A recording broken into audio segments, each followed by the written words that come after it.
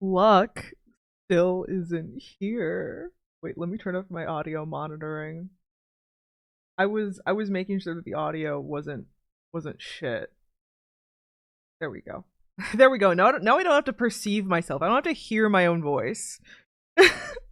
Luck isn't here. And the reason why he isn't is like funnier than usual, I swear.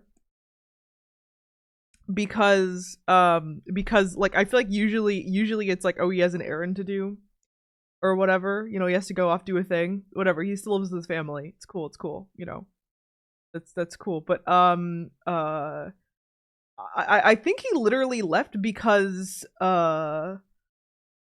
like his mom made him a sandwich.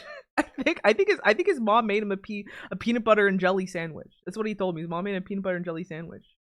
So there he goes to go eat his big boy sandwich, leaving me here alone, languishing as we're about to start. So very professional streamers right here for sure. Honestly, it's okay. I wanna wait a little bit. We read Battle of the Labyrinth today, last month, this month, whatever. Switch them to the beginning of the month for his convenience. It's cool. So, but like, I don't know. I want to hold up my thoughts. I'm trying to stew in my thoughts, to think on my thoughts. I actually tried to do the extra mile this month of like, writing a proper summary, going through all of my notes one at a time to make sure that everything was organized actually like well for once. Funny thing too, I think actually I believe I had asked Luck to make a summary too, or I don't know, maybe I didn't.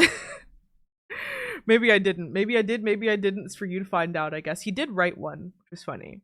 And then I was once again reminded that of the two of us, I'm the one with the degree. So I think I might be handling the summaries for a little while longer. Though of course this is the first time we actually have summaries in general, that we have anything approaching an actual plan, at least from my end. As a part of the last 2 weeks for me of like my whole reorganizing, trying to get serious with content creation, I've been trying to actually set aside time and be better, do better. Luck, are you back? Wait. Speak again so that people can hear you. I'm speaking right now. Oh my god, you left for your peanut butter and jelly sandwich. Also, your audio is your audio good? What is this? We good? What do you mean? Oh, I didn't change yeah. any of the settings. Oh, Do, no, do I it's need to fine. bring the mic closer? No, it's fine. You Okay. just came in very, very loud. I think you might have blown out someone's ear. Hopefully not. Hopefully not. I just had to Sorry turn about you. that. I just had to turn you way the fuck down. But that's cool. Okay. I was Entertaining telling on people you. whilst I was dead. Mostly I was telling on you about how you left to go eat a peanut butter and jelly sandwich just before Was that it entire started. time I was gone, you're just ranting about peanut butter and jelly sandwiches? I was also ranting about like trying to be better as a YouTuber, and about how you wrote a shitty summary. Yeah. I don't have any defenses to it. Yeah. I think I'd had you do some summaries for the last couple of streams, like off the cuff a little bit, and I didn't think they were very good. So I wrote my own, and maybe it's not very good either, but I did in fact check in with you to make sure you knew the difference between a synopsis and a summary, and you did not. Yes, this was very good to learn after 2 attempts where I was told, "Hey, just do it." Yeah. Well, I don't know. Once again, I'm reminded that I'm the one with the English degree here, and and even putting that aside, though, I was talking about like, I would like to do better as a YouTuber and as a streamer. It's been my dedication. It's been my driving goal of this month so far, you could say. And a part of that does include these streams, trying to get them to be a little better, which is why I put in a bit more effort into my notes and everything this time around. but that sadly also might involve you having to step it the fuck up too. So let's go. Yeah, because I will admit my time is quite a bit divided currently, so I cannot put in the full effort that I would like to put in. Having divided time is fine. Is you know I can I Yeah, can it's I like can respect, work, yeah. school, family. I can respect not having enough time sometimes, and I can respect why sometimes you have to read your books a little last minute, even though I keep on insisting might get you in trouble in future installments. You might end up not finishing it if you read it at the same pace However, you've been to reading loop these us, ones. yeah. However, to loop us back, I will do better. I need to do Hmm. better because this is a cooperative thing. And so, shall we begin the proper summary by your narration? I would Sure, assume. sure. I mean, I just wanted to finish off just saying, like, you know, if you don't have time, that's fine. But I think it's something that I mentioned later here is my growing cynicism for a certain portion of YouTube, especially like YouTube, the part of YouTube that gets really obsessed with talking about kids media and children's media and such. Mm. And I would like us especially as we're going forward to at least be a little bit better than some of those guys. And well, I even nested a note of that somewhere in here somewhere about like about that, but just in general, this idea that I would like our analyses to continue to grow and continue to improve as we go along through this series and branch out to other series as well. Not this just being popcorn entertainment, not even this being the kind of flaccid goal that I had at the beginning of, you know, maybe a fifth grader can watch this and fucking ace their book report or whatever, but like, you know, actually getting you to like getting to people to like think about these books genuinely, and maybe look under the hood a bit, and you know, maybe eventually we'll actually read a real book too one of these days. Maybe one day we'll read a real book. If it's any consolation, you've certainly helped me become a little more literate from where I previously was. Well, that's good, and then wait until you read fucking Les Miserables or something. I don't know. I'll get the manga version. Oh my, I'll kill you actually. Summary. Okay, here's the summary. Another summer, another season of monsters, prophecies, and more for our demigod hero Percy Jackson and his friends. The fourth book out of 5 in the installment in wait, no, I this is me being like, oh, I wrote this in one go and I didn't proofread it. Oh no, this is it, let's go, more effort, baby, maximum effort. The fourth book out of Love how 5. this was prefaced with, I want this to be better quality with more effort, and here we Oh, are. shut the fuck. Don't throw my words back at me. The fourth book out of 5. And the installment and what was I even trying to say here? I think I was being like, the fourth book out of 5, and the Titanomachy Part 2 is just on the horizon, and their old frenemy Luke is looking for a way to invade Camp Half-Blood using the ever-shifting and expanding Labyrinth of Legend to do so.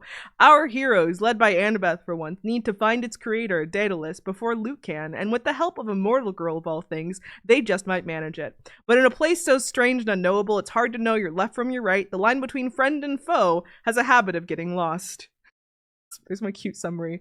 I did really like that last line because of how it tied in with some of the things that I myself had interpreted through what limited literacy I have. I mean, the last thing was just kind of a joke mostly, but yeah, that's kind of like the one of the capital T H themes, the capital theta themes of this of this book, because this book has some actually. Mm-hmm. Okay, so to start off, how about just some general spoiler-free thoughts on this book? What do you got? What do you got in the tank? Personally, by the end of this book, I was thinking like, oh shit, oh fuck, we're hitting the end game now. In terms of how much I liked it, I liked this quite a bit. I liked this quite a lot. It was low-key kind of captivating me towards the end when I was thinking like, oh damn, everything is climaxing. That's what she said. So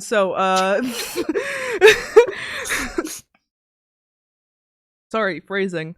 So for me, as I was reading it, I think it was about like a quarter of the way through, really, where it occurred to me that this book had at least as much going on for it. Wait, who messaged in the Discord? Was it ours? What's going on? I wasn't paying attention to Discord notifications, but there definitely I have was. no clue. Is Not it sure if someone this is else's what you're about to Discord bring going? up. Yeah. Oh, whatever. I Uh, got taken out of it. Okay, anyway.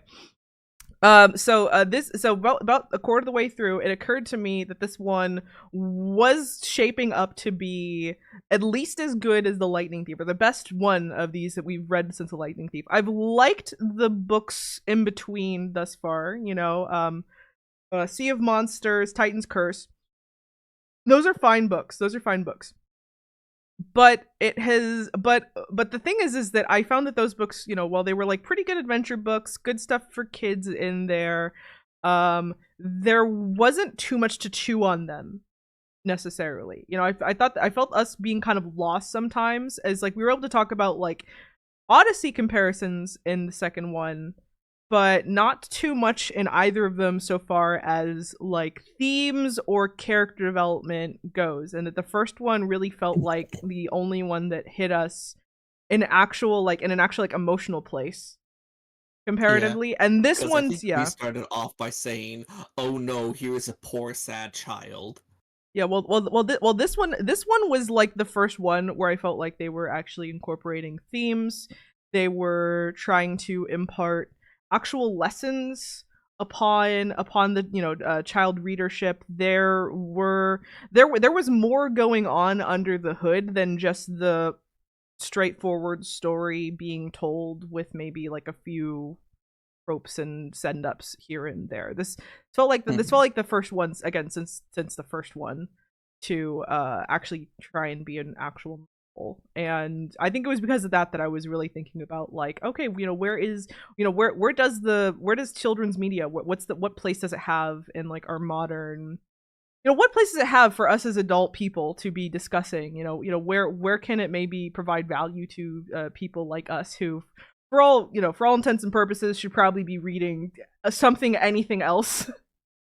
you know Yeah. it was this was one where I was like, okay, there is something in here to discuss, to uncover, that I definitely didn't catch on to when I was a kid, and that I can now really appreciate, I think. And I'm gonna, like, as we go on through my notes, I will be making references to some of these themes, um uh but probably gonna be actually talking about them as a whole when we reach the end.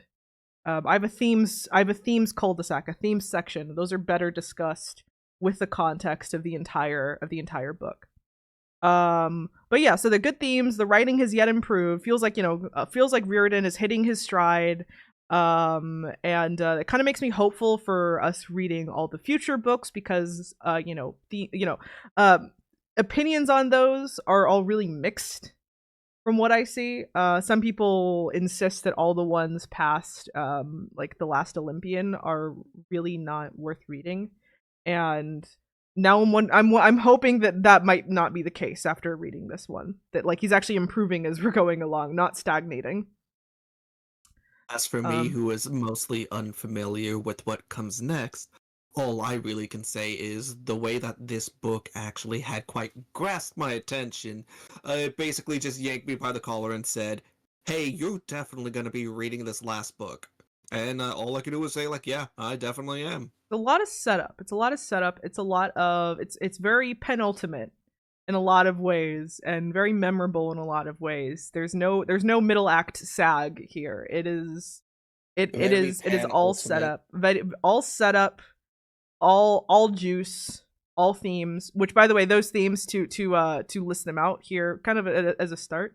So we have, trust, redemption, whether people can be wholly good or wholly bad, and questions as to why the heroes are even fighting this battle at all, and if they might in fact have weaker convictions than our antagonists, which is always an interesting question. Whenever it's like one of those, I'm weak to a theme like that. Whenever you have a bad guy that low key is a little bit, seems to have a bit more purpose and drive than the actual hero, and then it becomes on the hero to find their own purpose and find their own reasons to doing so. When done well, it's amazing. When done bad, it's like the worst thing ever.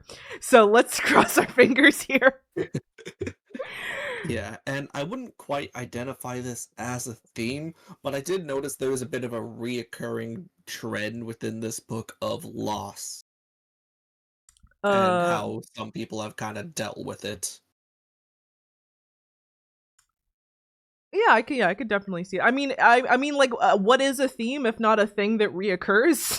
Is the thing. Um, but that's definitely that's definitely an undercurrent for sure. Hmm. But yeah. Yeah, because I think it was mostly around. You know what? That's a spoiler. Let's take our baby steps first. Yeah, let's take our baby steps. So so that's kind of our I guess bird's eye view of this book. So we can dig into our notes, go kind of chapter Dig by into the chapter here, labyrinth. dig into the labyrinth and all. And we, go chapter by chapter and kind of see what, see where we're going. I tried to, again, my reorganization, I tried to leave space for us to do specific things, like discuss specific characters, discuss specific themes. If you start to go into a discussion of one of those things, and it's something that I've already like taken a note of, I might cut you off and say no, later, please. But if it's not something that I've written down, then we can add that. We can then add that. But Alrighty then. yeah, So then, if that is the case, shall we take this journey? let's take this journey. Spoilers, Chapter spoilers, 1, spoilers, baby. spoilers. Annabeth is jelly. Annabeth is so yeah, okay, so Percy's in yet a new school again, this time from his well, he's not his stepdad Paul. yet. He's not his stepdad His yet. mom's boyfriend. Mom's boyfriend, Paul Blowfish. I mean Blowfus. If you didn't make the joke, I would have. And so yeah, so he's starting off freshman year over at the school. Or is it like an orientation? Meets up with Rachel Elizabeth Dare, the mortal from the last book. That was seemed to have too much emphasis on her for her to just be a throwaway character. Obviously, Yeah, while reading it, in a way, I was kind of thinking, why is he so entranced by her? she's an incredibly important character in this book. And she was Mhm. the mortal that I was referencing in my summary, as far as like they will need her help in order to navigate the labyrinth. um but she is by all intents and purposes though just a regular person, with the caveat that she has the ability to see through the mist being that like magical force that hides the spooky and the supernatural from the eyes of mortals. Her, along with like statistically most of the mortals that shack up with the gods, happen to have that little power. Hers seems especially strong, especially potent, and that she can see even better than the demigods. It's implied several times. Yeah, in fact, one time it was outright stated with the antagonist. Ah, crap, I'm forgetting their monster kind. The Drakenai or the Impulsi, they have a couple different names. Which one was Kelly?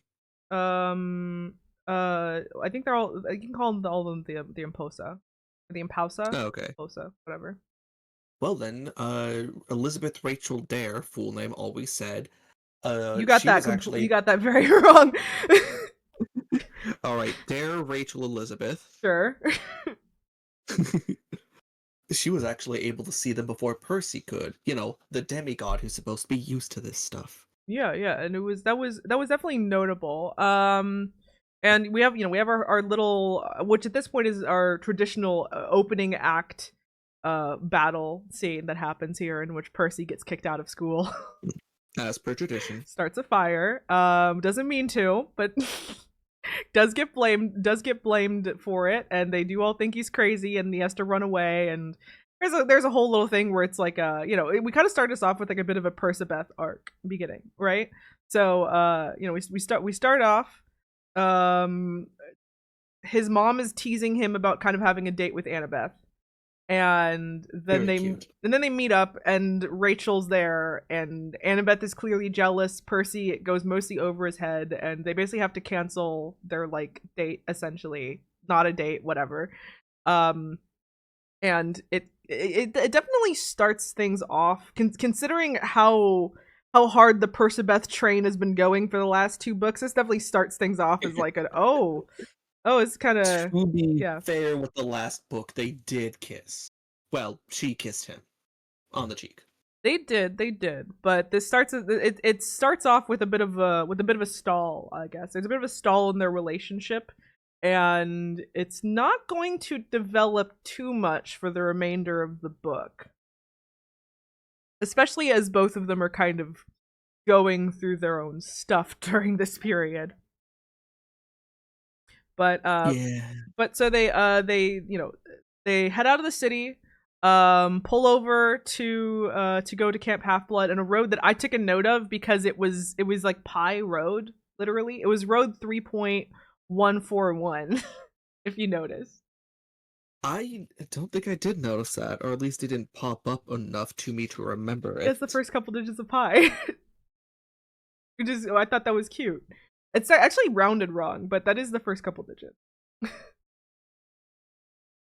They go over to camp, and well, a lot of stuff is happening. A lot of stuff that seems to be a result of more things that were happening in the last book that were so background that I don't think we took much note of it. Things like Clarice's mission from last book that I remember reading about, but I don't think we mentioned because it didn't seem important until suddenly it was actually really important. Yeah. And don't forget the bit of a tease of Tyson, who apparently was helping to forge weapons because of a giant war. Yeah. There's a lot of setup stuff happening here, obviously. But okay, so Also, very, very big and important news. Grover got a fucking girlfriend. oh my God, Grover got a girlfriend. Which is even weirder because this book actually does remind you that he's growing at 0.5x speed. So Percy actually even has a weird moment where he's like, "Oh, I'm taller than Grover now. Oh, he still looks 13. Oh, it's weird." And then it's like, wait, no, he's Juniper, his dryad girlfriend. Don't worry about it. Don't worry about the existential dread. I found it slightly existential for some reason, but it's like, don't worry about it. Don't worry about it. It's Juniper. He's his girlfriend. It was cute. I didn't realize my man had game. I just thought it was shocking. Yeah. Oh, also, Tyson is back too. Tyson is even back this chapter. Yeah, he was back in chapter 2. Like, Percy gets to camp, realizes there's like cleaning day, is like, ah crap, my cabin's gonna be totally dirty. He gets in, and then Tyson's there with the broom, already have cleaned. Remember? Yeah. Oh yeah, literally. There's my note about it. Tyson's there. I think it was literally my only note. Just Tyson is there. Period. And then I was more concerned about whatever was going on with Clarice and her boyfriend because I found that. Okay, fair enough. For me, my brain was like, it's my boy Tyson. He's a sweet boy. But yeah, so like they pull up to town. Tyson is there. Clarice's boyfriend has been driven insane because so the whole story, right? The whole reason why they were gone was because this guy Chris Rodriguez, he fell into the labyrinth at a certain point, and that's kind of considered not a great thing to do health wise, maybe not the best. Yeah, when they discovered him, it was said something along the lines of he was muttering the same type of phrases over and over again, and he was found in the desert in full Greek armor.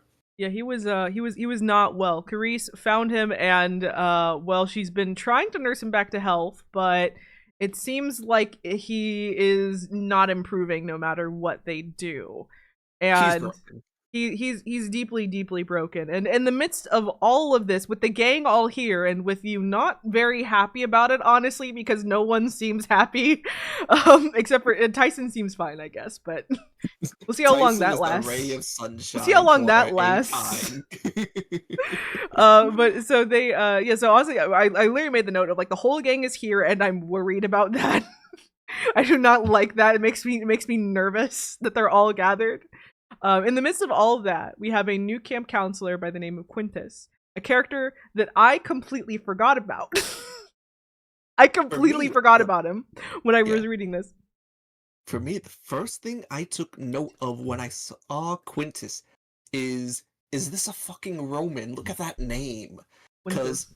I Is know we're trying Roman. to focus on the Greek stuff, but because Lulia spoiled me about the fact Rome exists, I keep thinking like, okay, there's some ties to Rome here. Is this intentional? Will this lead to anything? In this case, Spoilers. no. Spoilers. The Roman Empire happened. Percy Jackson spoilers. The Roman Empire happened. The way you phrase, And I know I what you mean, but the way you phrase that, it very much feels like oh my god, Bible spoilers, guys, you can't say that. Bible spoilers. Jesus died? You can't. Oh wait, he came back. He came back. You can't say that. Tag your spoilers, guys. But so, Did you know Snape kills? oh my god. So yeah, I completely forgot about Quintus. He appears here. He's a character that's like mostly made up of spoilers, let's be real. So I feel like all I can say at this moment is that Quintus is a character. He's like an older guy that says like, oh yeah, I'm an older half-blood, you know. We can make it to adulthood sometimes. And he has a very, probably the best thing about him is his dog, right? Like immediately the best thing about him is Mrs. his giant O'Leary. dog, Mrs. O'Leary, who's the goodest girl, the Hellhound. bestest girl. A hellhound the size of like a school bus is the bestest girl. Good dog, good girl. Very good dog, very good girl. We love her. She's so great. Quintus, on the other hand, is, you know, like, I mean, just considering our past track record with camp counselors, of course, naturally Percy is deeply suspicious of him. But yeah, he's naturally very deeply suspicious of him, but also is not quite sure how to justify his own suspicion, funny enough. In a way that I thought was kind of neat. Like he definitely recognizes in himself, like, oh, I've definitely grown, like, cynical and mistrusting due to all the stuff that's been happening. And this guy has just been nice to me, but also I still am just not sure. And he's trying to find reasons as we go on to continue to try and distrust him. And he does find them after a while, but again, it's a bit more interesting than all that. Remember that theme? Remember that theme about how no one's wholly good and no one's wholly bad? That's our we're gonna take the pin and our pin board, you know, drag the yarn from Quintus and pin it to where that theme is. I cannot wait to talk about Hera. Yeah. Oh my god, we're gonna get into Hera later, way later. She's a part of this though. And also, last notable thing in chapter 2 is of course just Nico. We get to see him at the start of his emo arc. I was teasing the Nico emo arc to you. Threw away his magic cards. Oh, the poor traumatized boy. I was teasing his emo arc to you last book, like all on Discord, and this is definitely where it starts to pay off of us being like this guy is he's having an interesting time.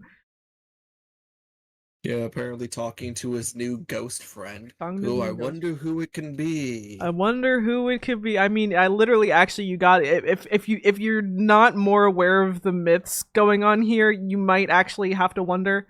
But considering the myths we're getting into, there's like a few people it could be. There's like 3 people tops it could be.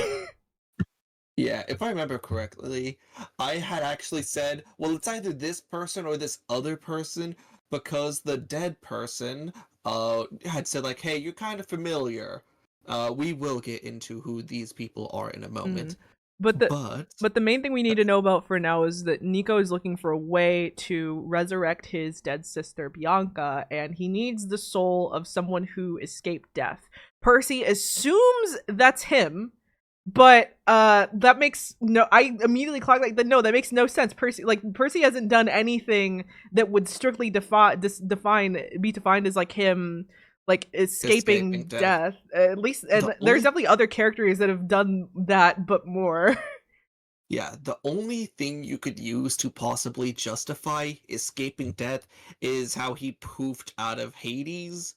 That's the closest. But like I mean, yeah, it's not fucking Chiron qualifies for that more than Percy. Like Percy, no, Percy, you're just assuming everything's about you right now. Just don't.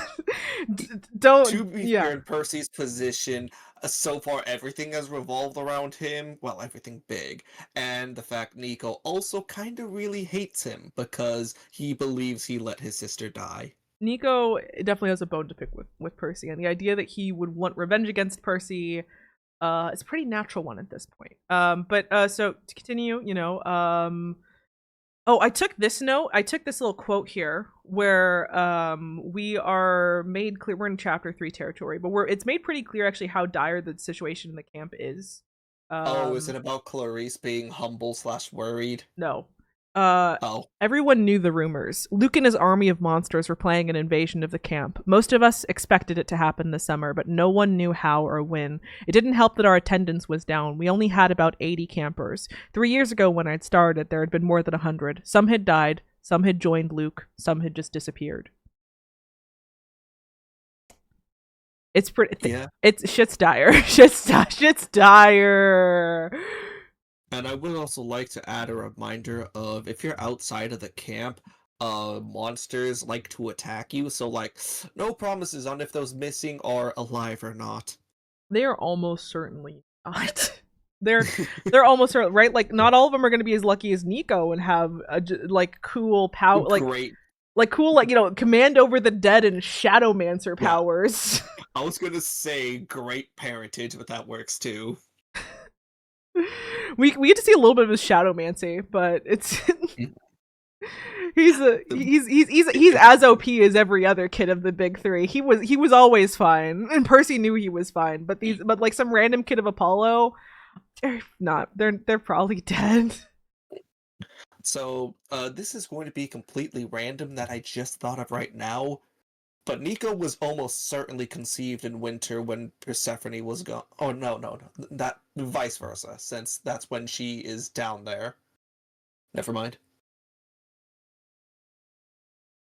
I mean... Ignore me, I just misremembered things. Like, I mean, sure, but, like, what the fuck? Why? What's the... It was just a random thought that popped in my head, of course. All right, what was the purpose of that? No. I don't care about the thought process. What's the purpose of that thought? What does that mean? That's why I want to tell you my thought process. Hades, as we've known him, seems somewhat more devoted to his wife than the others of the big three. So then I was thinking for a moment there, well, isn't there a time of the year where Persephone isn't with Hades? She's up in the regular world. Then for a moment I thought that was when winter happened. I was like, wait, no, winter is when she is in the underworld. Why? So why? What do you mean, why? I mean, why? Why? Because Hades is somewhat more loyal. No. What's the purpose of this? What's the purpose? There was no purpose. Okay? I tried saying, ignore me, I misremembered things, forget about it, and then you kept saying why. No, it's not about misremembering things. Just like what is the purpose of such an analysis aside from just the weirdest of, like, Hades banged Nico's mom in the winter, right? like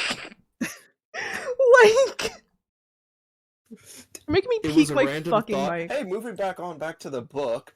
Anyway, Hades fucked Nico's mom. Hades fucked the Italian woman in the 1920s in the winter after World War I. This is very thematically important because I didn't even clock onto the time period. Also, wait, wasn't it before World War I? Wasn't it like the last president Bianca said was... Let's stop talking about this. Yeah, sure, whatever. Okay, so, bring up Clarice.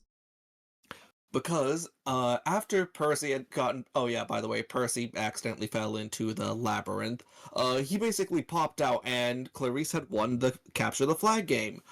She was not bragging about it. She was actually being humbled, or, more likely, worried about the giant weak point of the hole that Percy discovered.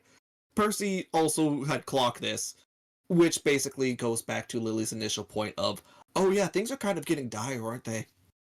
Oh yeah, for sure.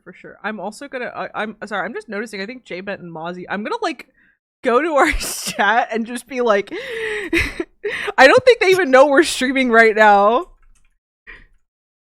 Oh yeah, didn't the last thing you said to everyone was, "Hey, just testing things out"?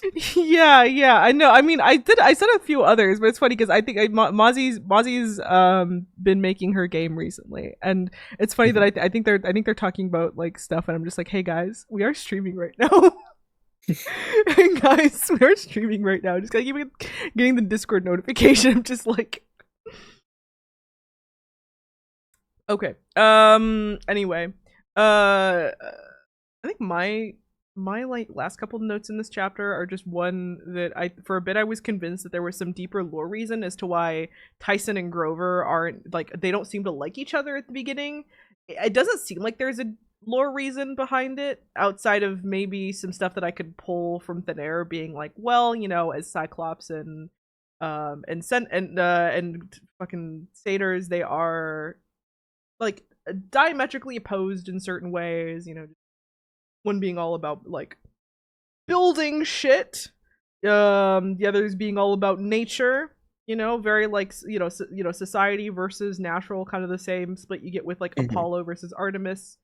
Oh hey, J-Ben actually got in here. Look at Yay! that. Hey, J-Man. Yay. Did they just miss that we were here? It's fine. It's fine. Just we were here. Okay, that's funny. But so I remember definitely another key bickering point was talking about cave good, no cave bad. okay, bad. Yeah, it seems just that they're just very different creatures. Um, Yeah. and uh, and so you know we got I don't know where was I even going over here going with this? They I don't didn't know. quite seem to like each other fully, Yeah, or yeah, as much yeah, as one would expect. yeah. Anyway, Labyrinth enters found in camp. Sucks to suck. That's big R. That's big R.I.P. That's big R.I.P. in the chat for me. Oh, and Quintus also apparently knew about the entrance despite saying there shouldn't be any around here. Quintus is so suspicious that it kind of wraps back around to being like, well, this has to be a twist, right? He has to be a red herring. It's like too perfect. I literally have a note here that says Quintus is definitely sus. I really hope that he's not just a red herring and Juniper is the real traitor. Imagine if it was Juniper. Imagine. I I wouldn't I don't even know how I would react to that, I'll be honest. So okay. So but yeah, that's honestly already next chapter. Just like Quintus is up to some stuff. Either way, whether you know, whether he's a red herring or not, you have to admit that he's at least up to something Mhm. here. And again, you know, Percy just having to fight between his newly gained cynicism and just generally Quintus treating him pretty nicely, pretty fairly. And at this point, Percy more so than anyone else is very very guilty of looking at people in absolute at this point in the story.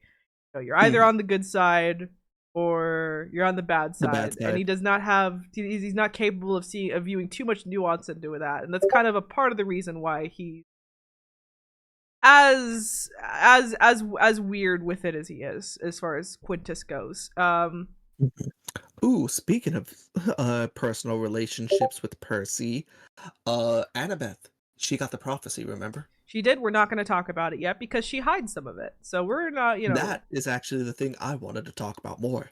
The Sure. fact that she tries playing off the fact she's hiding some of it.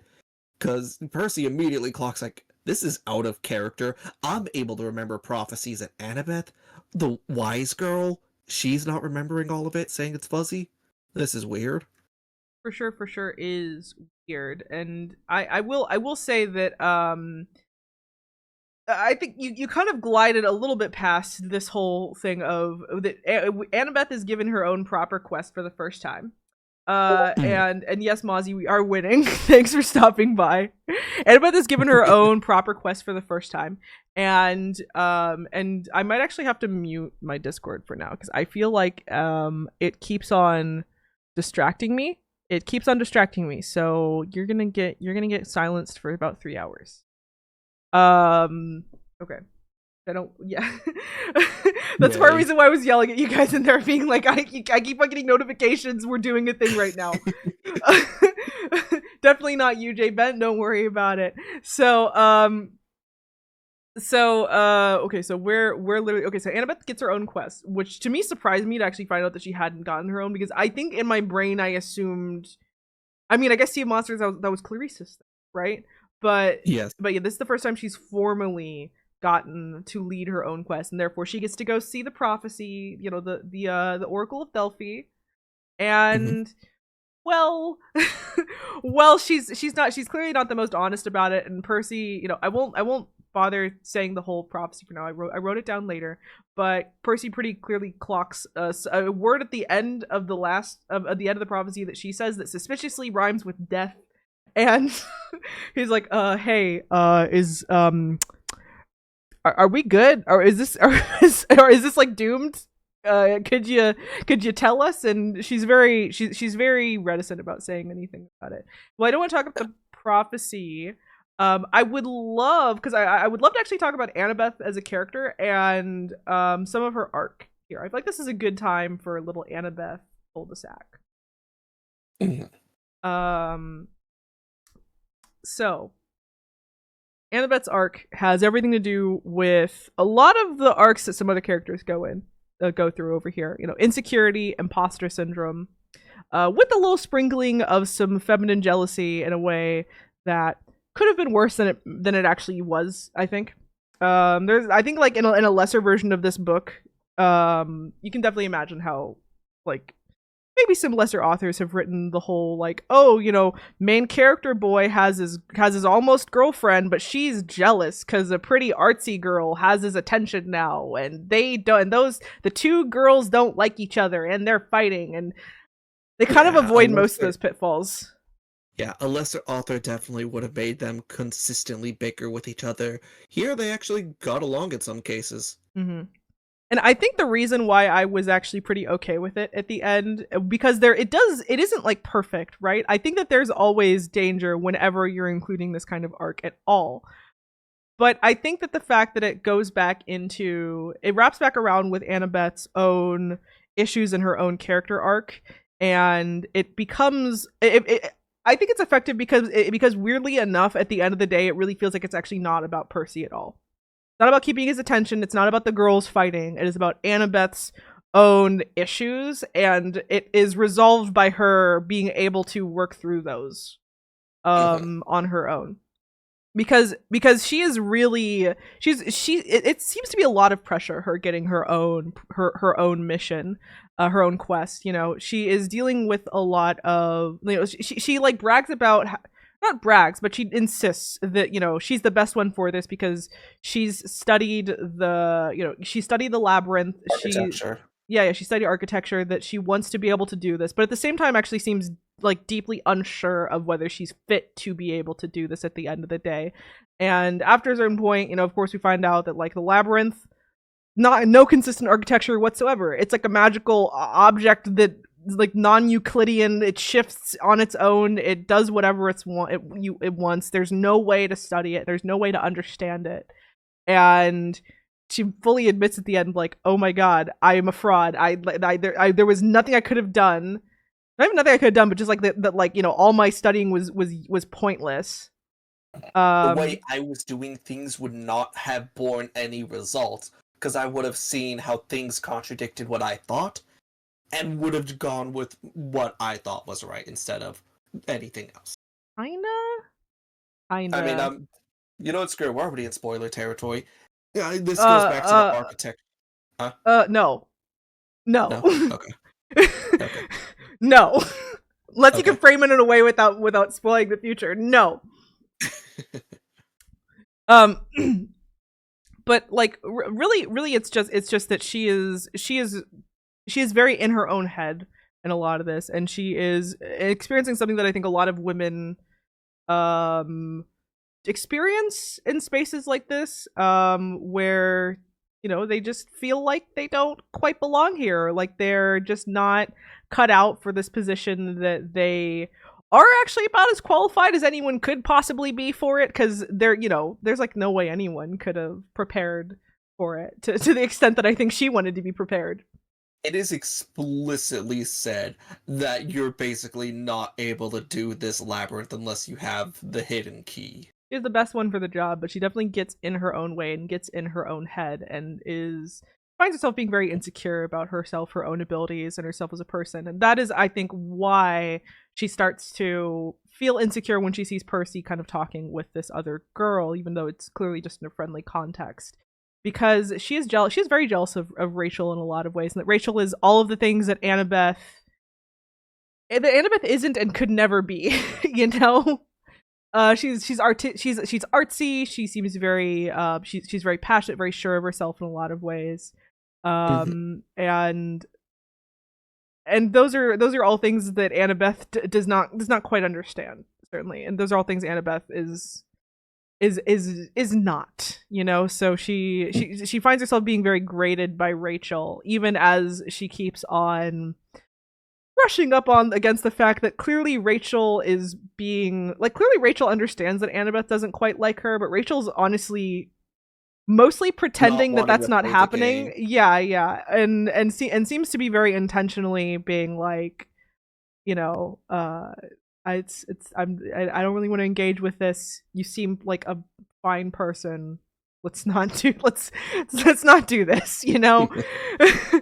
And so it kind of avoids the whole the girls are fighting thing, because, well, they're not fighting. Annabeth is just kind of going through some stuff, and it's mostly she beats herself up and then she kind of reacts differently to how she'd probably want to. Which is, to me, how it goes from being a maybe kind of harmful story trope to being a genuinely interesting way of depicting a teenage girl having teenage girl self-esteem issues in a way that seems a bit more nuanced than usual. And to me, once again, just kind of brings in this idea that, like, I think an editor got a hold of this one. I think an editor got a hold of this book that maybe they hadn't in the past, and maybe steered it towards something that managed to take it a level above what some of the others had been thus far. I can't confirm that. I haven't looked that up, but that's my suspicion. Sometimes editors are good, yo. Editors are good, guys. Editors are good. But yeah, though otherwise though, I actually put this note here where I said, like, yeah, it doesn't contribute too well to the themes of the book, but it does in its own way. It's a bit more like it's a bit more like it contributes to, like, the theme of, like, meeting your heroes and all that, but it's kind of the long way around. So it makes sense why it's not center stage, at least at this moment. But you know, we'll get there when we get there a bit. But a lot of her arc is more subtext, more stuff that you can kind of read into than anything that's, like, front center in the text. And I would like to circle back to you saying how she was she felt like she was under a lot of pressure. It kind of felt like she was getting close to, like, a full-on breakdown when she encountered the two-faced Roman. Oh yeah, that was definitely Very Janice. big sign of, Annabeth, are you doing okay, honey? Janice. Janice. That's what I was saying. It's probably Janice. Janus because it's Roman. Janice. Funnier. Janus. But yeah, that was definitely the most obvious point of her being like, oh shit, she's not well. She's not. she's not well. She is a couple bad incidents away from a breakdown. We get her even closer a couple times later. So we'll put a pin in that for now. But moving on a bit. You're ready. I would also like to pull up another string real quick of, remember the talk about trust with things?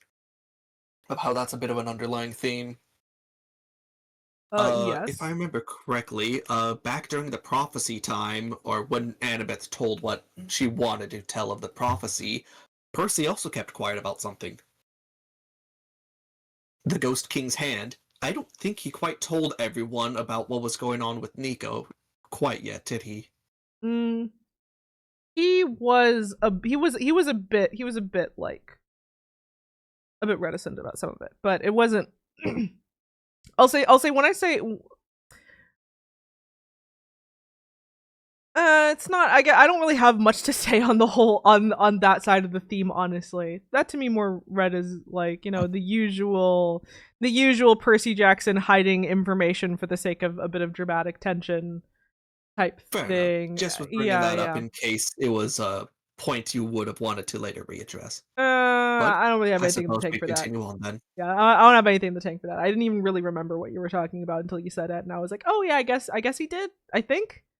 Sure, I'll trust you on that. Speaking of trust, Quintus also trusted Percy with an ice whistle to summon a dog. Mrs. O'Leary, we love her. Okay, Okay. the funny thing that happens next is that the first thing that I noted was that I had no idea that this is the first time we had seen Luke's last name, Luke Castellan. Luke Castellan. Oh, Last name I reveal. didn't even write that down. I did.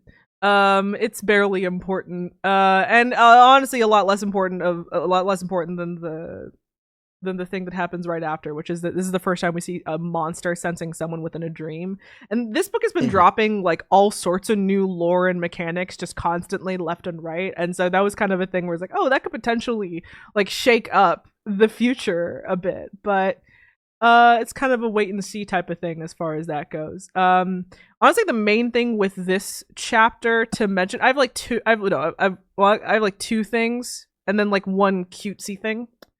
First main thing, you had poo-pooed Backbiter, the sword Backbiter last stream.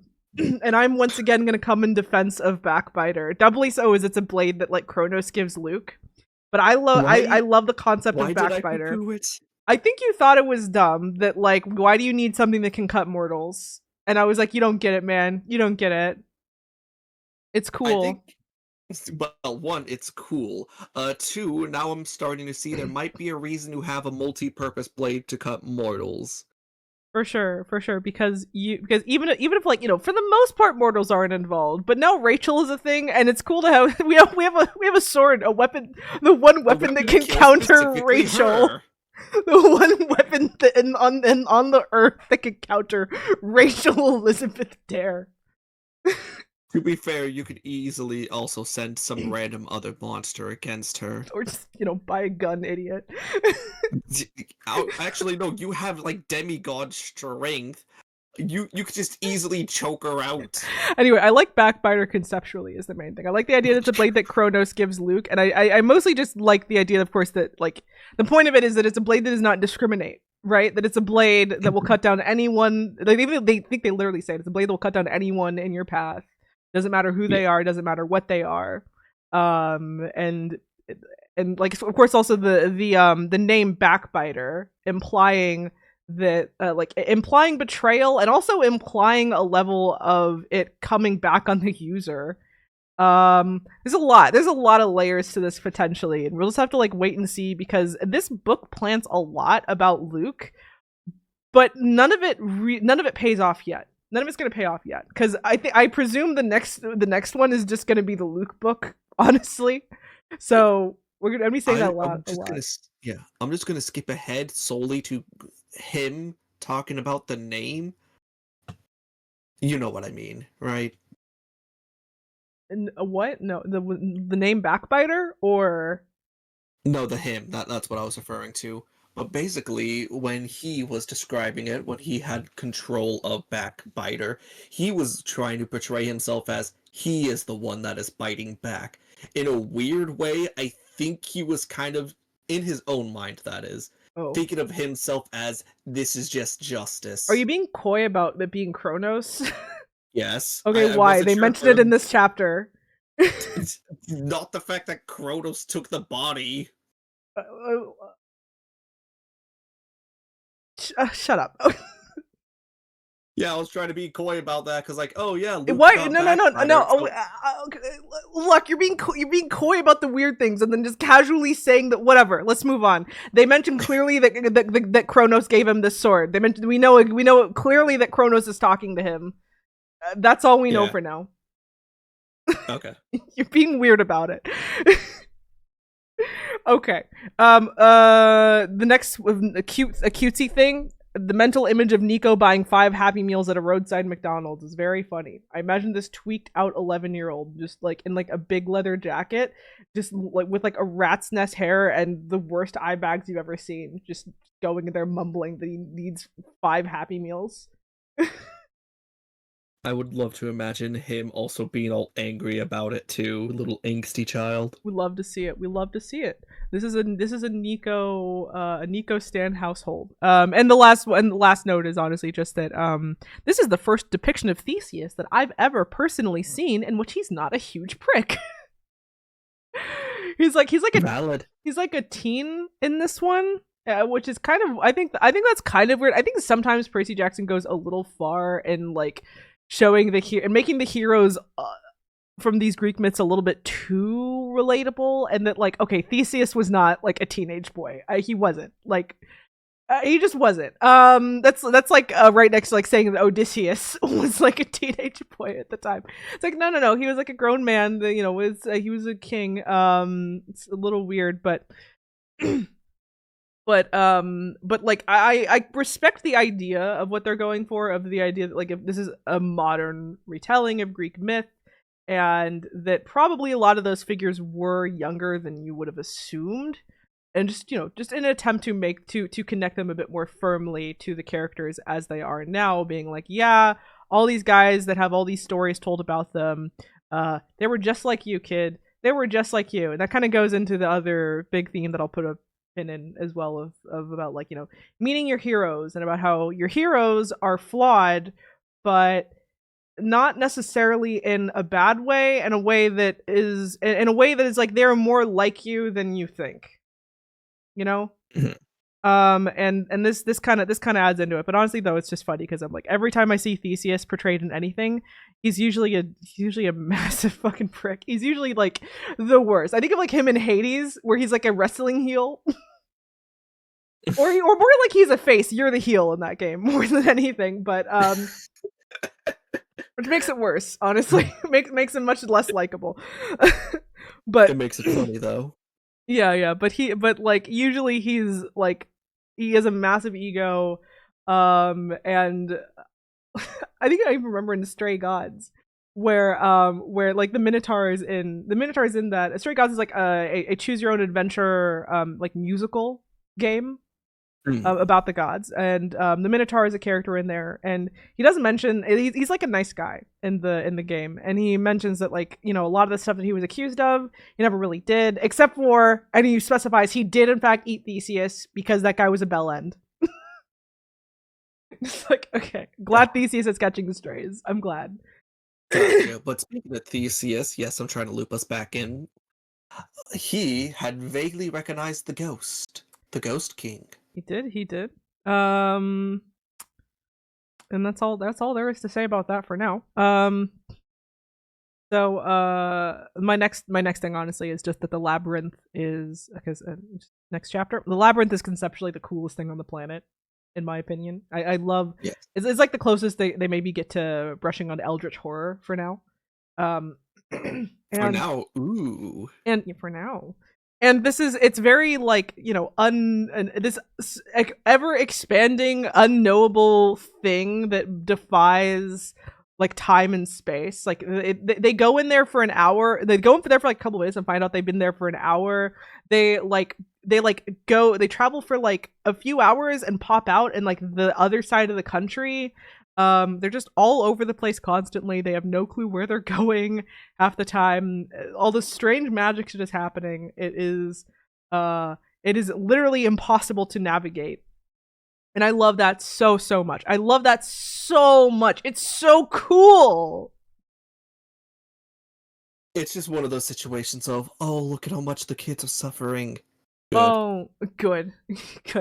But I mostly just like, especially where they're like oftentimes depicting, because like when Reardon depicts these old Greek myths or these old Greek artifacts or whatever, oftentimes there's like a bit of a modern twist on it, of it being like, well, yeah, this is how the myth is said, but like it was a bit more like this, or it was a bit more magical, or this happened, or this. And so it's cool that a labyrinth, which you would probably have thought of as just being like, like a really big hedge maze, basically. this was is a spooky alive. unknowable like there was like certain magical things, but right there was still like the Sphinx and there was still all this other stuff, but like it's like alive. Yeah, because if I'm all right, so I don't have the exact quote written down, but this is basically how their intro into this quest had gone.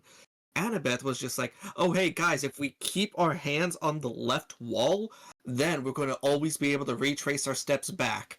And then it completely changes to counter that. Like, you They're know, like, "Okay, let's turn back to get to a familiar area," and there's a wall behind us. The labyrinth oops. changed to screw us over again. Yeah, So this is going to be a pain. defies any kind of navigation, any kind of literally non-Euclidean. There's no, not even a concept Rhyme or of reason. space in this thing. It's great. There's barely a concept of time. Mm-hmm. And honestly though, the only other interesting thing to talk about with this chapter, and I say that bearing the lead honestly, is Hera. Hera. So Let's many heroes. no. She's not that Hera. That Hera is too cool. That Hera is too cool and good. This is evil Hera. Okay, real This is quick, evil fucked up before we Hera. get into Hera, Janice. Again, Janice. this is me overthinking of things. Janice I'll is I'll actually judge a if you're Roman. I'll judge if you're overthinking it or if it's like okay. Yeah, I definitely am overthinking it with how they rephrase things in the future, just calling him a minor god. But when I first saw the two-faced god, I was just like, "Oh fuck, this is a Roman god.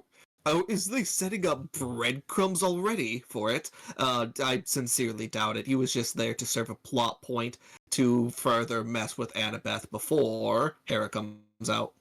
Yeah, yeah. It's not really a setup of anything. It's uh honestly you said like overthink it. I feel like it's less that you overthink things sometimes and more so it was like it, you know, is this another situation of Nico was conceived in the winter?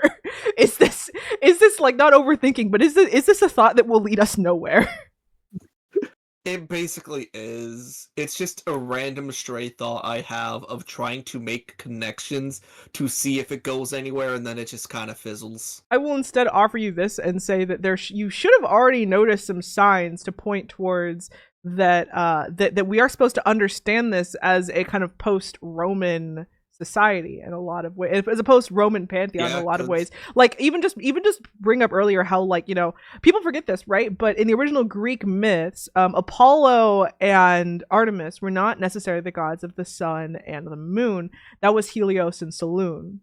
So but it is literally mentioned at one point that Helios is gone, is fated after a certain yeah, point, and so and that was a thing that had happened when Apollo, when all those guys were like incorporated into the Roman the Roman pantheon, and a lot of that stuff was streamlined. I And believe he said something along the lines of, "This is Percy speaking. Hey, I thought Helios was the sun, Apollo.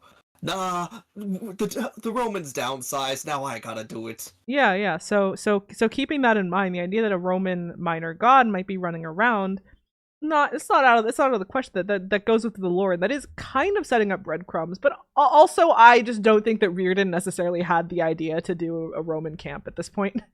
Again, I sincerely doubt it, because before they were just like, "Oh yeah, there's some Roman architecture here in the labyrinth. That means it's kind of old, so we're probably heading in the right way." No dwelling on Rome. It was just, it was a thing. And it's more just so that we're supposed to understand this taking It's a place in a post-Roman yeah, yeah, pantheon. yeah. We have to consider the Roman myth in certain points.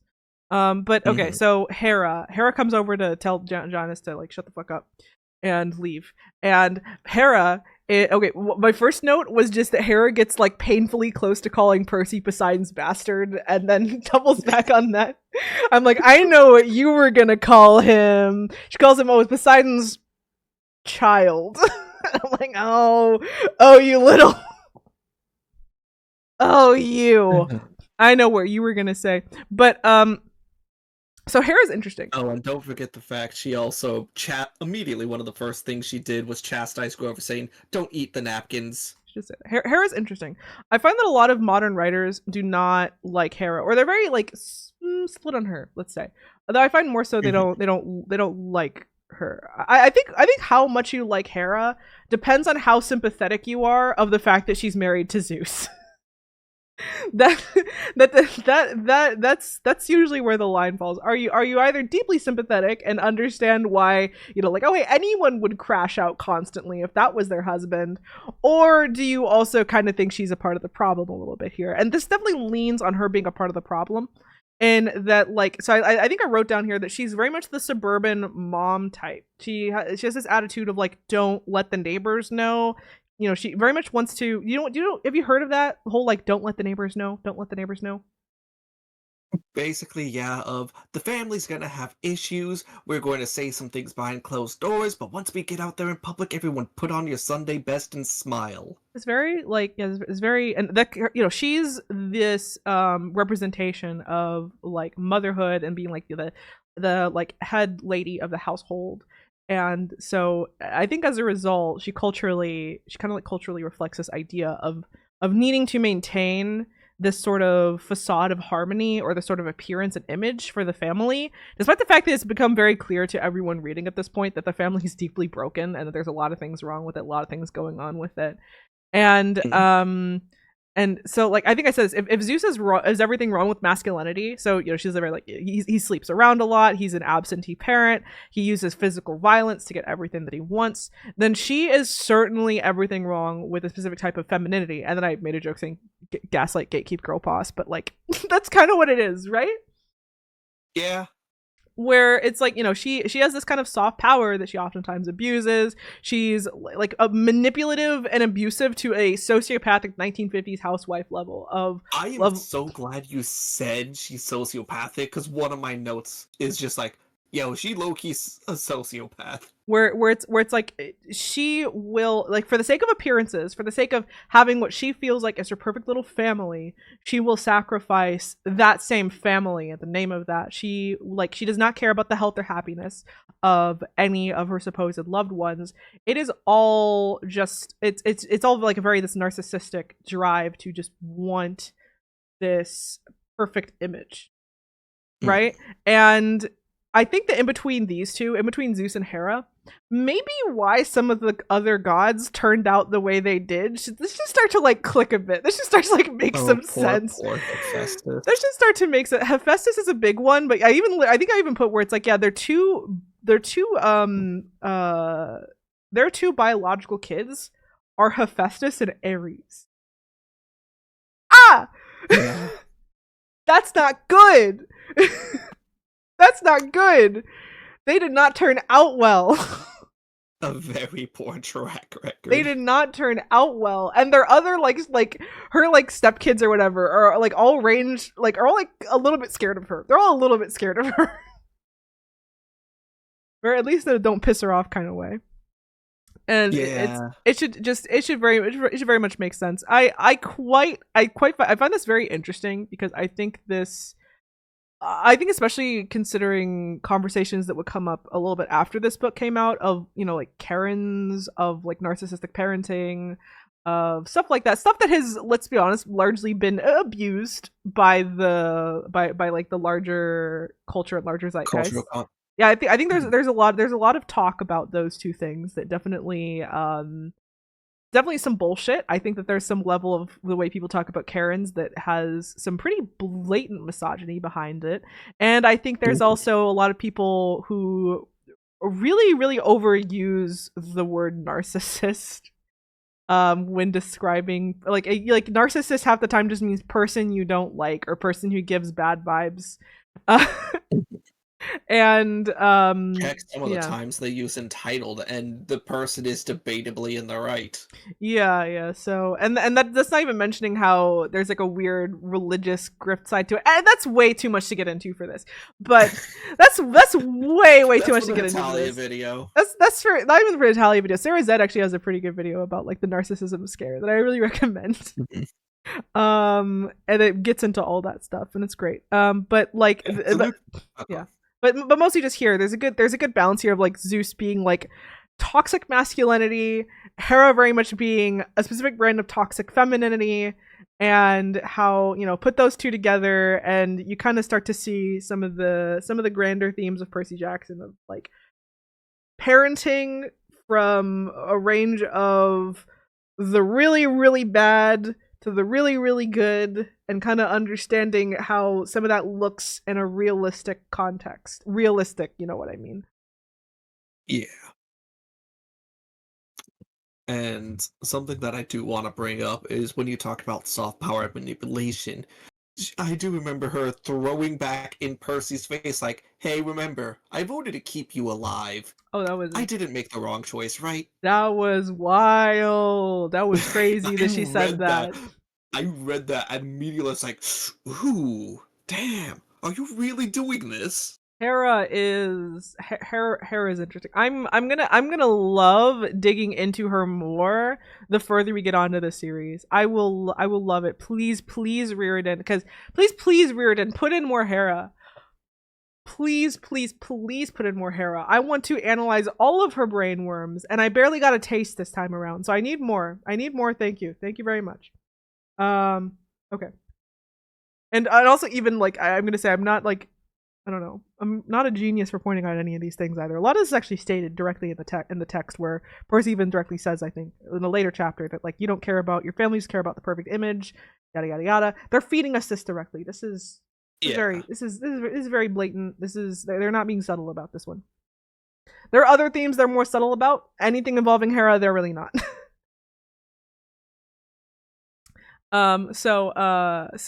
Next little thing, I have a whole chunk of a note here. Let me Is see. it regarding the Meet Your Heroes bit? No, not that yet. Honestly, it was just another thing about how I about potential editor stuff. There's like one thing that I kind of saw as being like maybe a note that an editor might have put, that I was like, maybe this isn't great putting it in, because there was the book oftentimes tries to like remind you of things that happened in the earlier books, you know, in ways that can sometimes feel really clumsy. And there was a specific time in which it does that I saw is really redundant and very pointless. It's in this chapter where Tyson is like doing his like voice copy thing, where he's like listening in and trying to copy to translate what the big old monster Compe is saying. Mm-hmm. And like he does the voice, right? Annabeth says, I hate when he does that. That should have been the end, right? Like that should have been enough of a recap to anyone who maybe hadn't read the last book. That little paragraph right after. Yeah, I opened up my book to look at it. Where Percy's like, actually, did you know that Tyson can do these voices? And he does. And I'm like, well, yeah, we just saw him do it. Annabeth just clued us in that he's done it before and saying, I hate when he does that. You did not need to then reiterate that he does it again. That's very, it's one of those where I'm like, that should have been kept out. I wonder if that was something that got away from the editor, or if that was the kind of thing that an editor says you have to remind people things that happened in earlier books because it's been a little while. Because, you know, of course, there's being like maybe a year or more between each of these book releases. And so I was like, okay, let's not worry about too much. I literally just put the note of like, have some amount of faith in us, especially when you are otherwise actually planting it pretty elegantly. Don't ruin that elegance by making it as blatant as possible. It is a minor nitpick, but still, it irked me, and I saw it multiple times. This was just the most blatant time. But other than that, though, again, compliments that you know, this book has a lot of them themes, a lot of them overarching things repeating itself. It's like poetry, it rhymes. It's all very good. It all comes together. So I appreciate it still. Yeah,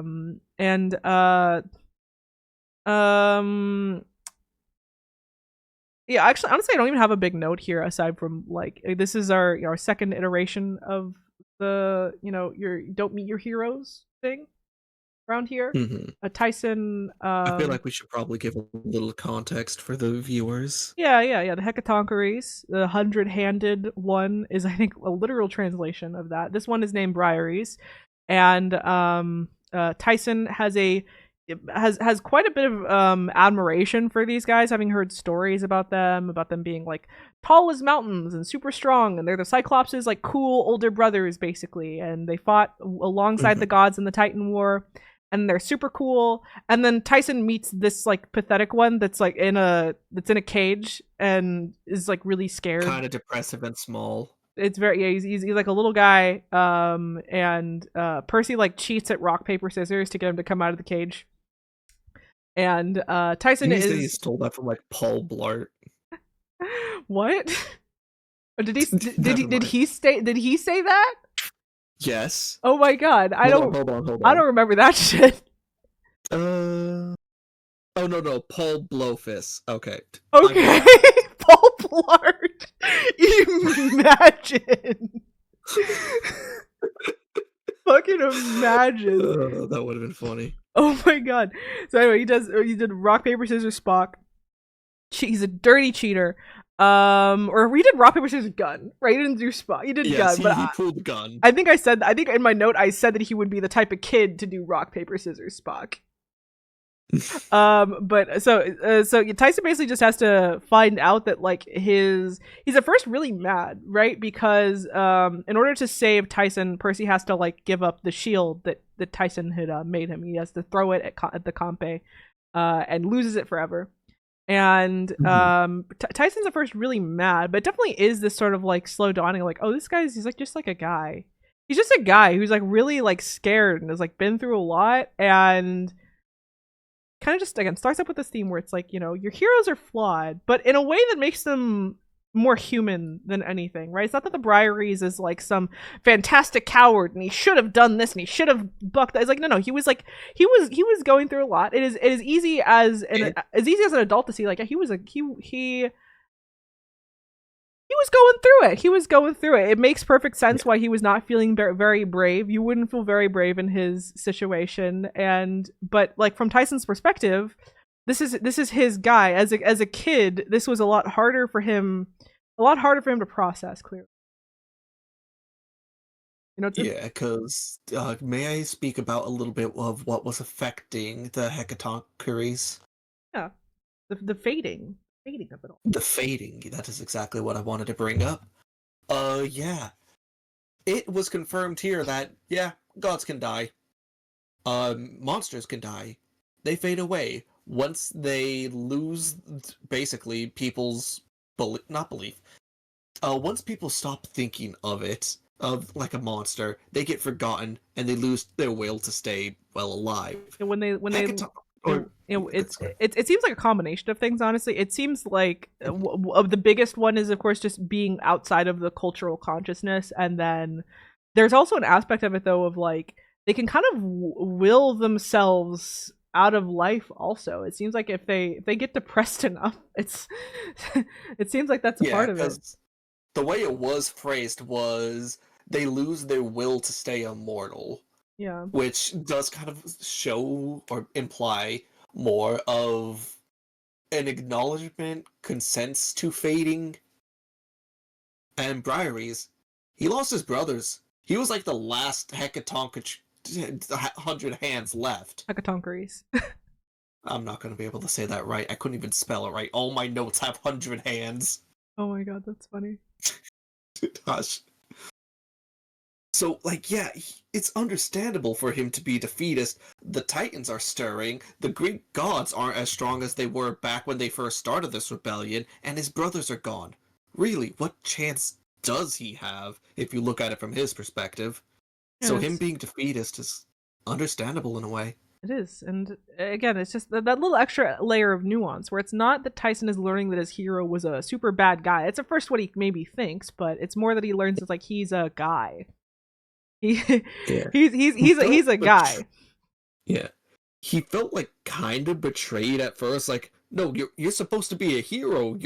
You're 100 hands, and then like that might have been a long time ago, but we faded. It'll come together more when we reach the end, but there's definitely a point to this theme that starts off maybe pretty cynical, but honestly ends up more hopeful than you'd expect.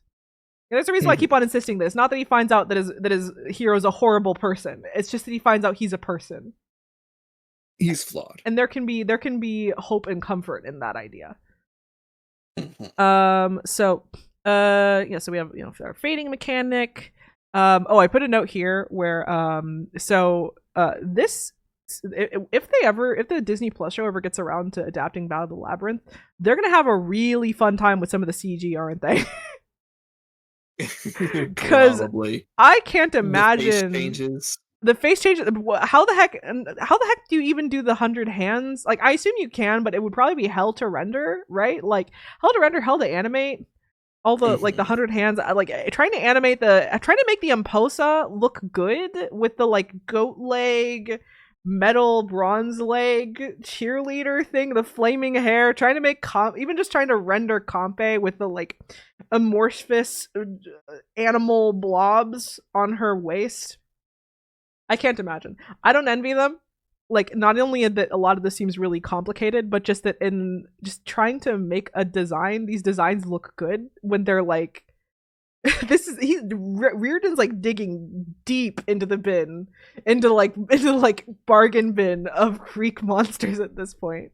Um, I don't know how I don't know how they're gonna manage that, but if they ever This get is around kind of to it, funny. more power to them. When I was reading this, I was kind of thinking like, a lot of the famous ones have already been used up. I need to Google these. Yeah. And the weirdest bit while we're talking about monsters is I am genuinely surprised no mention or not mention, just no showing appearance, tease of the Minotaur, the one who's supposed to guard the labyrinth. He was in book one. He was I in know. It's just it he was felt in like he it was already there. easily could have been reconstituted. Yeah, sure. He was Again, that's already in just book me one. thinking it would have been perfect, but it doesn't gotta. Yeah, yeah. Okay. The last one, we have another reframing of some Greek myth in this one, where Icarus, who I think most people read as being like a metaphor for hubris, for the hubris of man.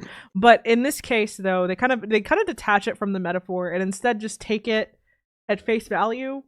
And at face value, it's just a tragedy, right? It's just a man who was incredibly close to escaping, losing his son at the last minute, and that's horrible. That like I kind of read it and I was like, this is incredibly depressing when you just take it in the way that the book is presenting it, of like, let's not worry about how future storytellers tried to frame it as a certain way or tried to tell the story a certain way.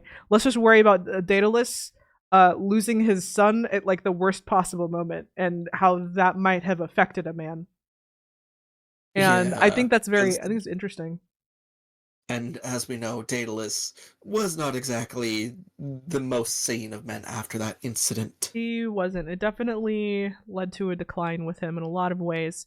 And the next, oh my god, okay, the next note, they're the GG Ranch, GG Ranch, where they're fucking cows, the thing that killed Eurylochus. They're just doing it casually. This is the shit that killed Eurylochus, and they're just getting away with it. I found that really funny. It is absolutely funny. Percy himself was like, "Hey, aren't they like sacred or anything?" And then he's just like, "Hey, Apollo doesn't come down here." Apollo does. That was Helios in the midst. Apollo don't come down here. Like, I think he'll still be mad. And that was just a little note. But a little thing here. So Annabeth, I don't think they actually described the house, but what they do is instead they just have Annabeth name drop an architect. And I was wondering if you actually bothered to look up what the architect's work looks like after she mentioned that. I actually did not. Well, I did. Haha. The guy's name was Frank Lloyd Wright. I was not familiar with him before this point, but I immediately found myself actually really charmed by the images I had looked up. It's like modern mansion shape language, where it's all like geometric shapes, all very like that. But I hate architecture like that. So the reason why this one charmed me was because it uses that shape language, but it uses more natural looking like materials, like a lot of wood, a lot of stonework. It utilizes like natural forest landscaping. So you might see this like, think of like, your modern kind of geometric mansion, but then it's made out of like wood and like stonework.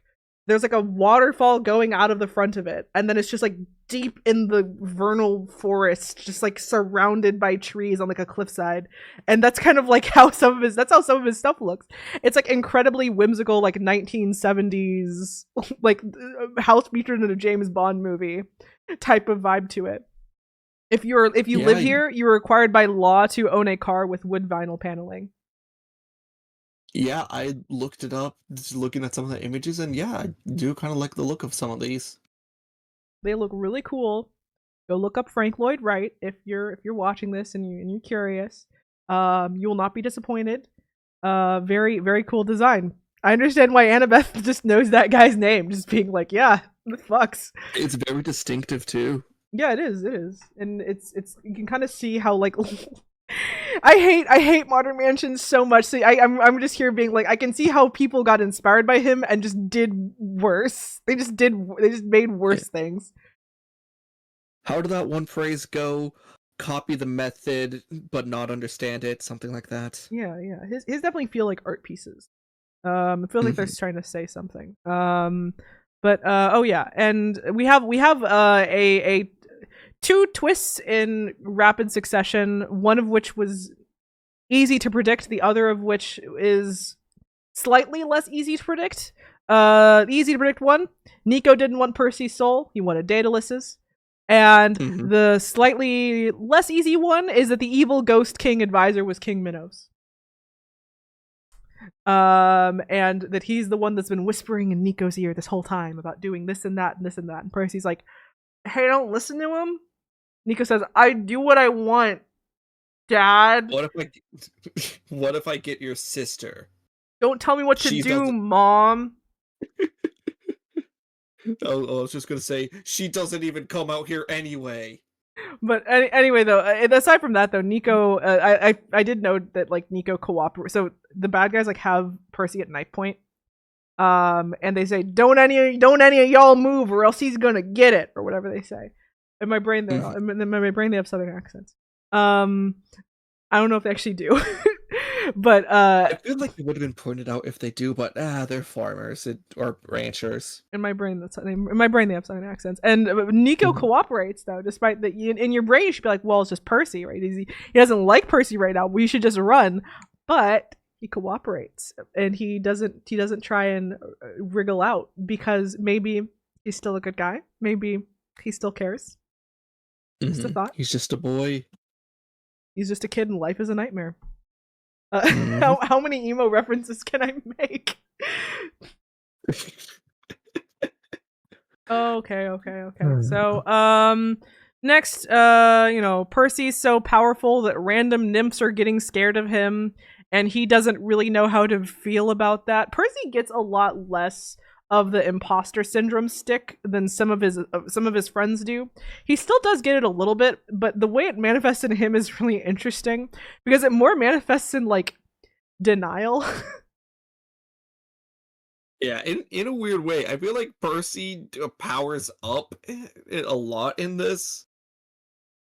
He does, but there's also the point that I did kind of note that like even in the last book we were talking about how like these big three kids are already like throwing god-sized temper tantrums, just destroying parts of the forest by their fights. They're already very powerful and they already seem to not fully notice.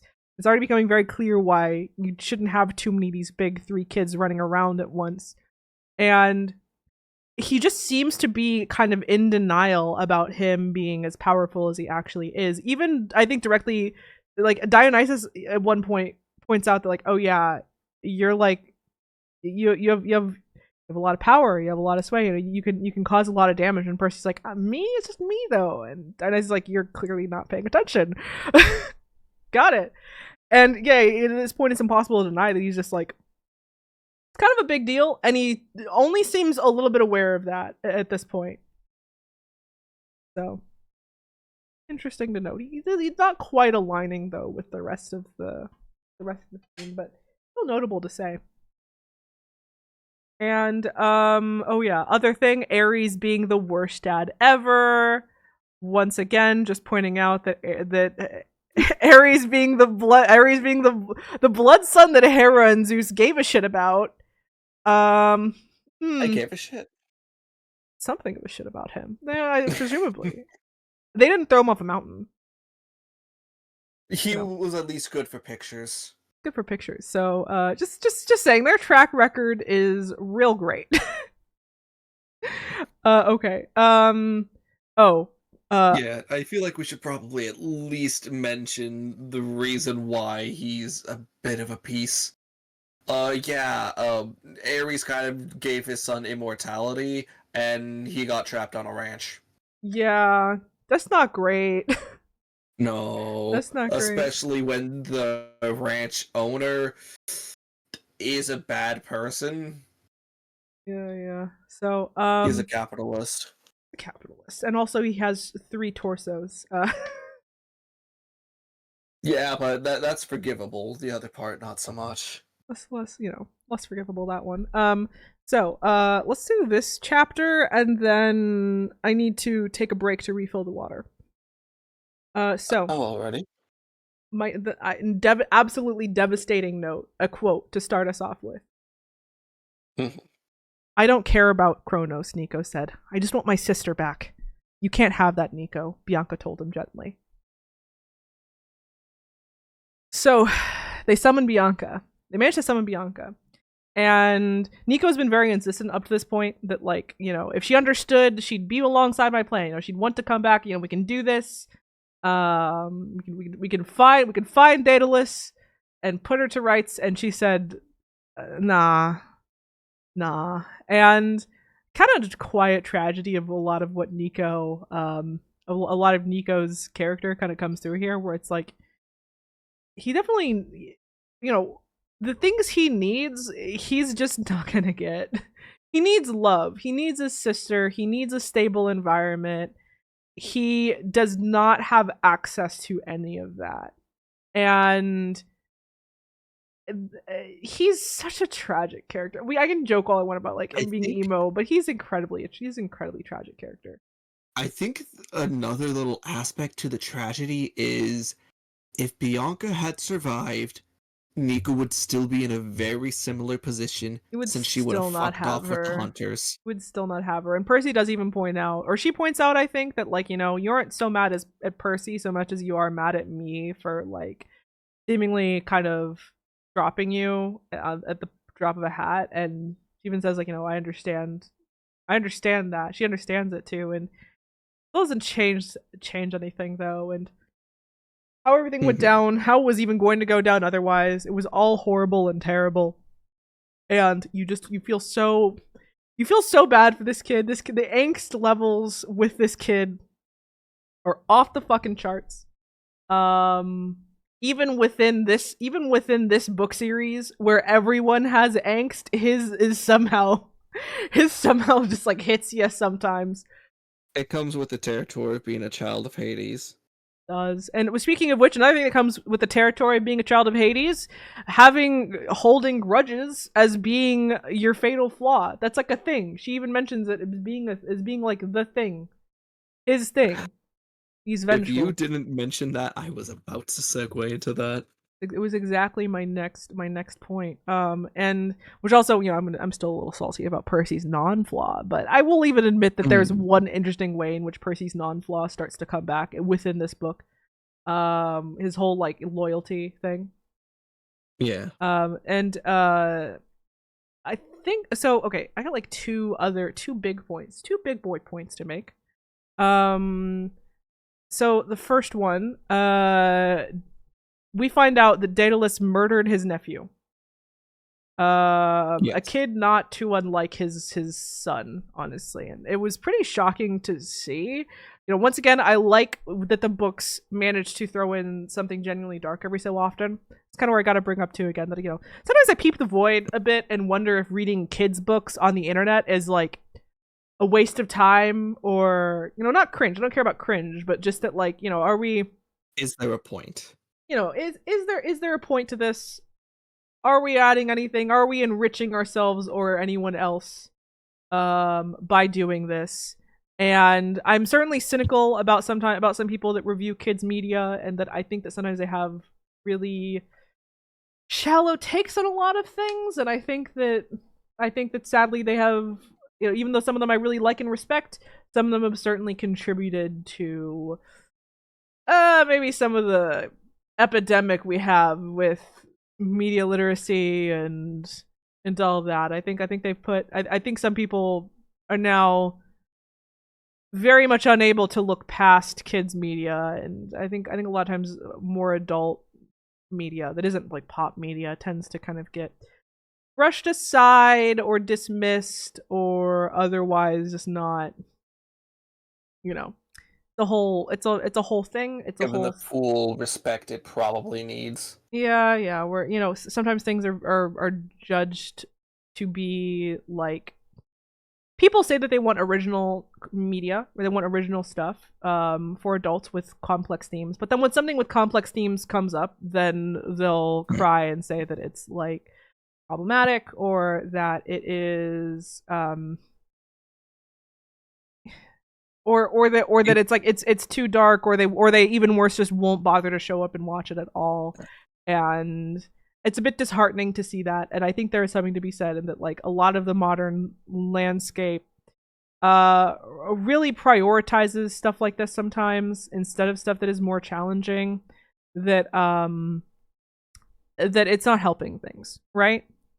And so I Yeah. am glad when a book like this manages to challenge you in even the mildest way. Yeah, because I was gonna say, because people claim to want original IPs, yet look how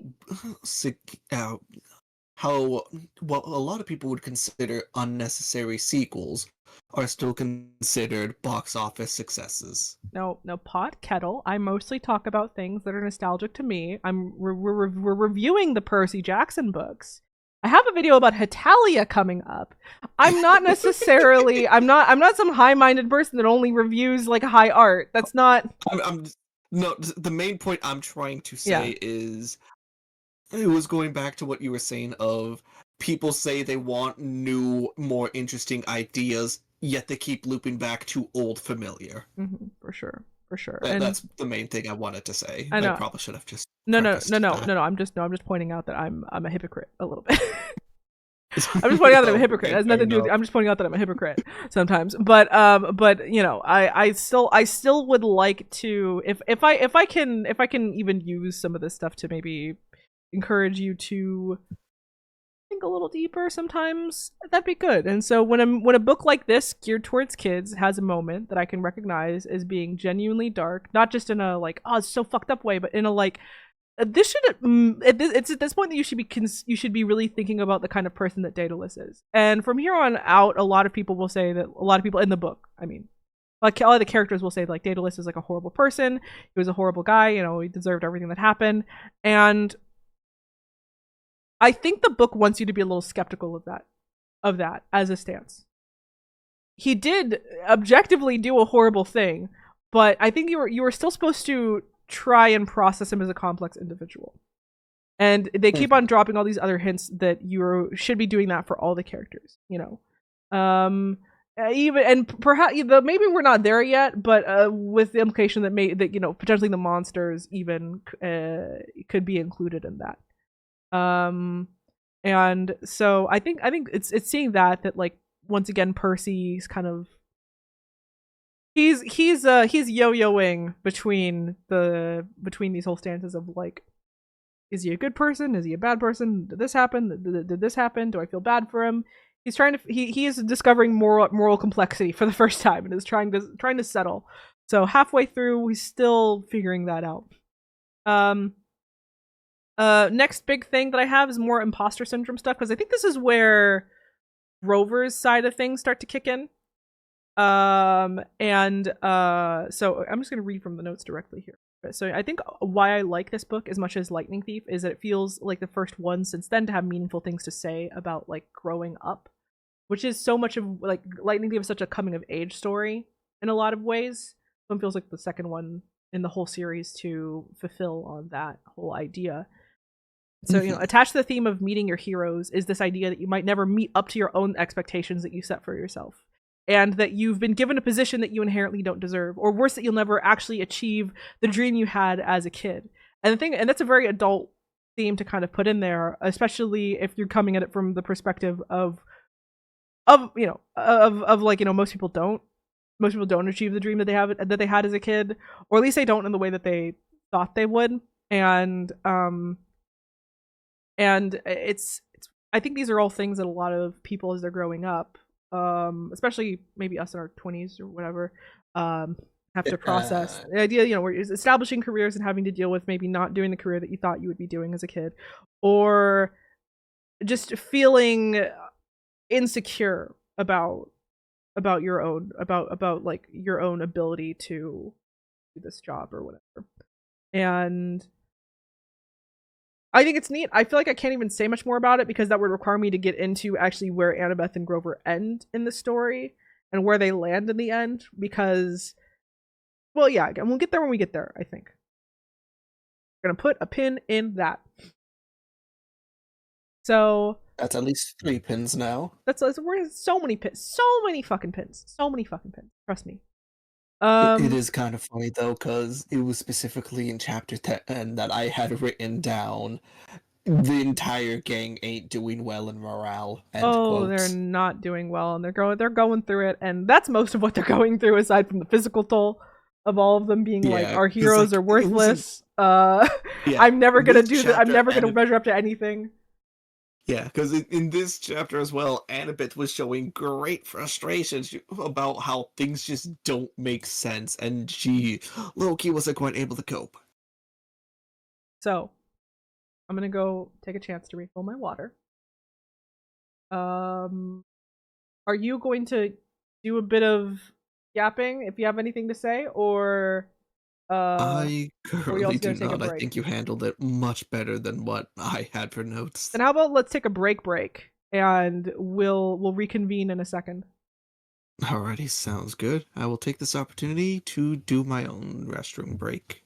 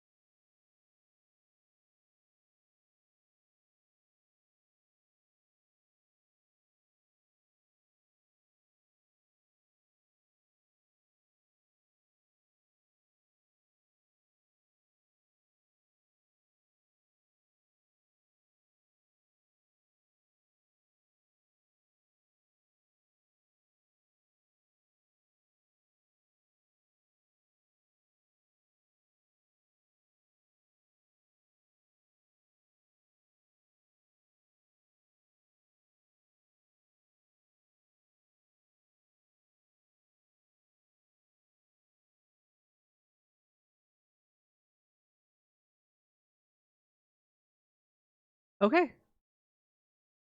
We're back. Perfect. So, funny thing, I've been doing like little, I've been rebranding some of the old VODs recently, cleaning them up, giving them nice little catchy titles, the cutesy little thumbnails, whatever, working on them a bit more. Oh, okay. Versus the earlier branding, which I think wasn't very good. It's had some success, funny enough. And I was trying to think of, while I was refilling my water, what I might do for this one.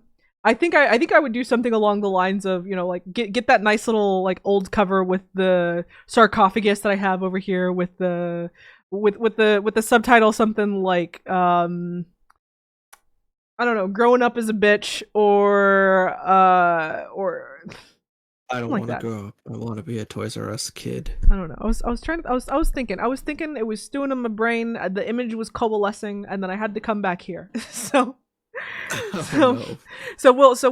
we'll see. I'll get something. I'll whip something up Thursday, or the day of How to Train Your Dragon action.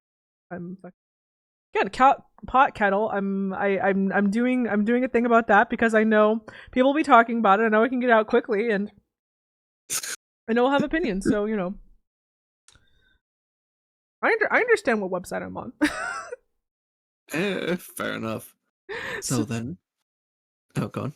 yeah, next one, chapter 11, new lore drop of automatons.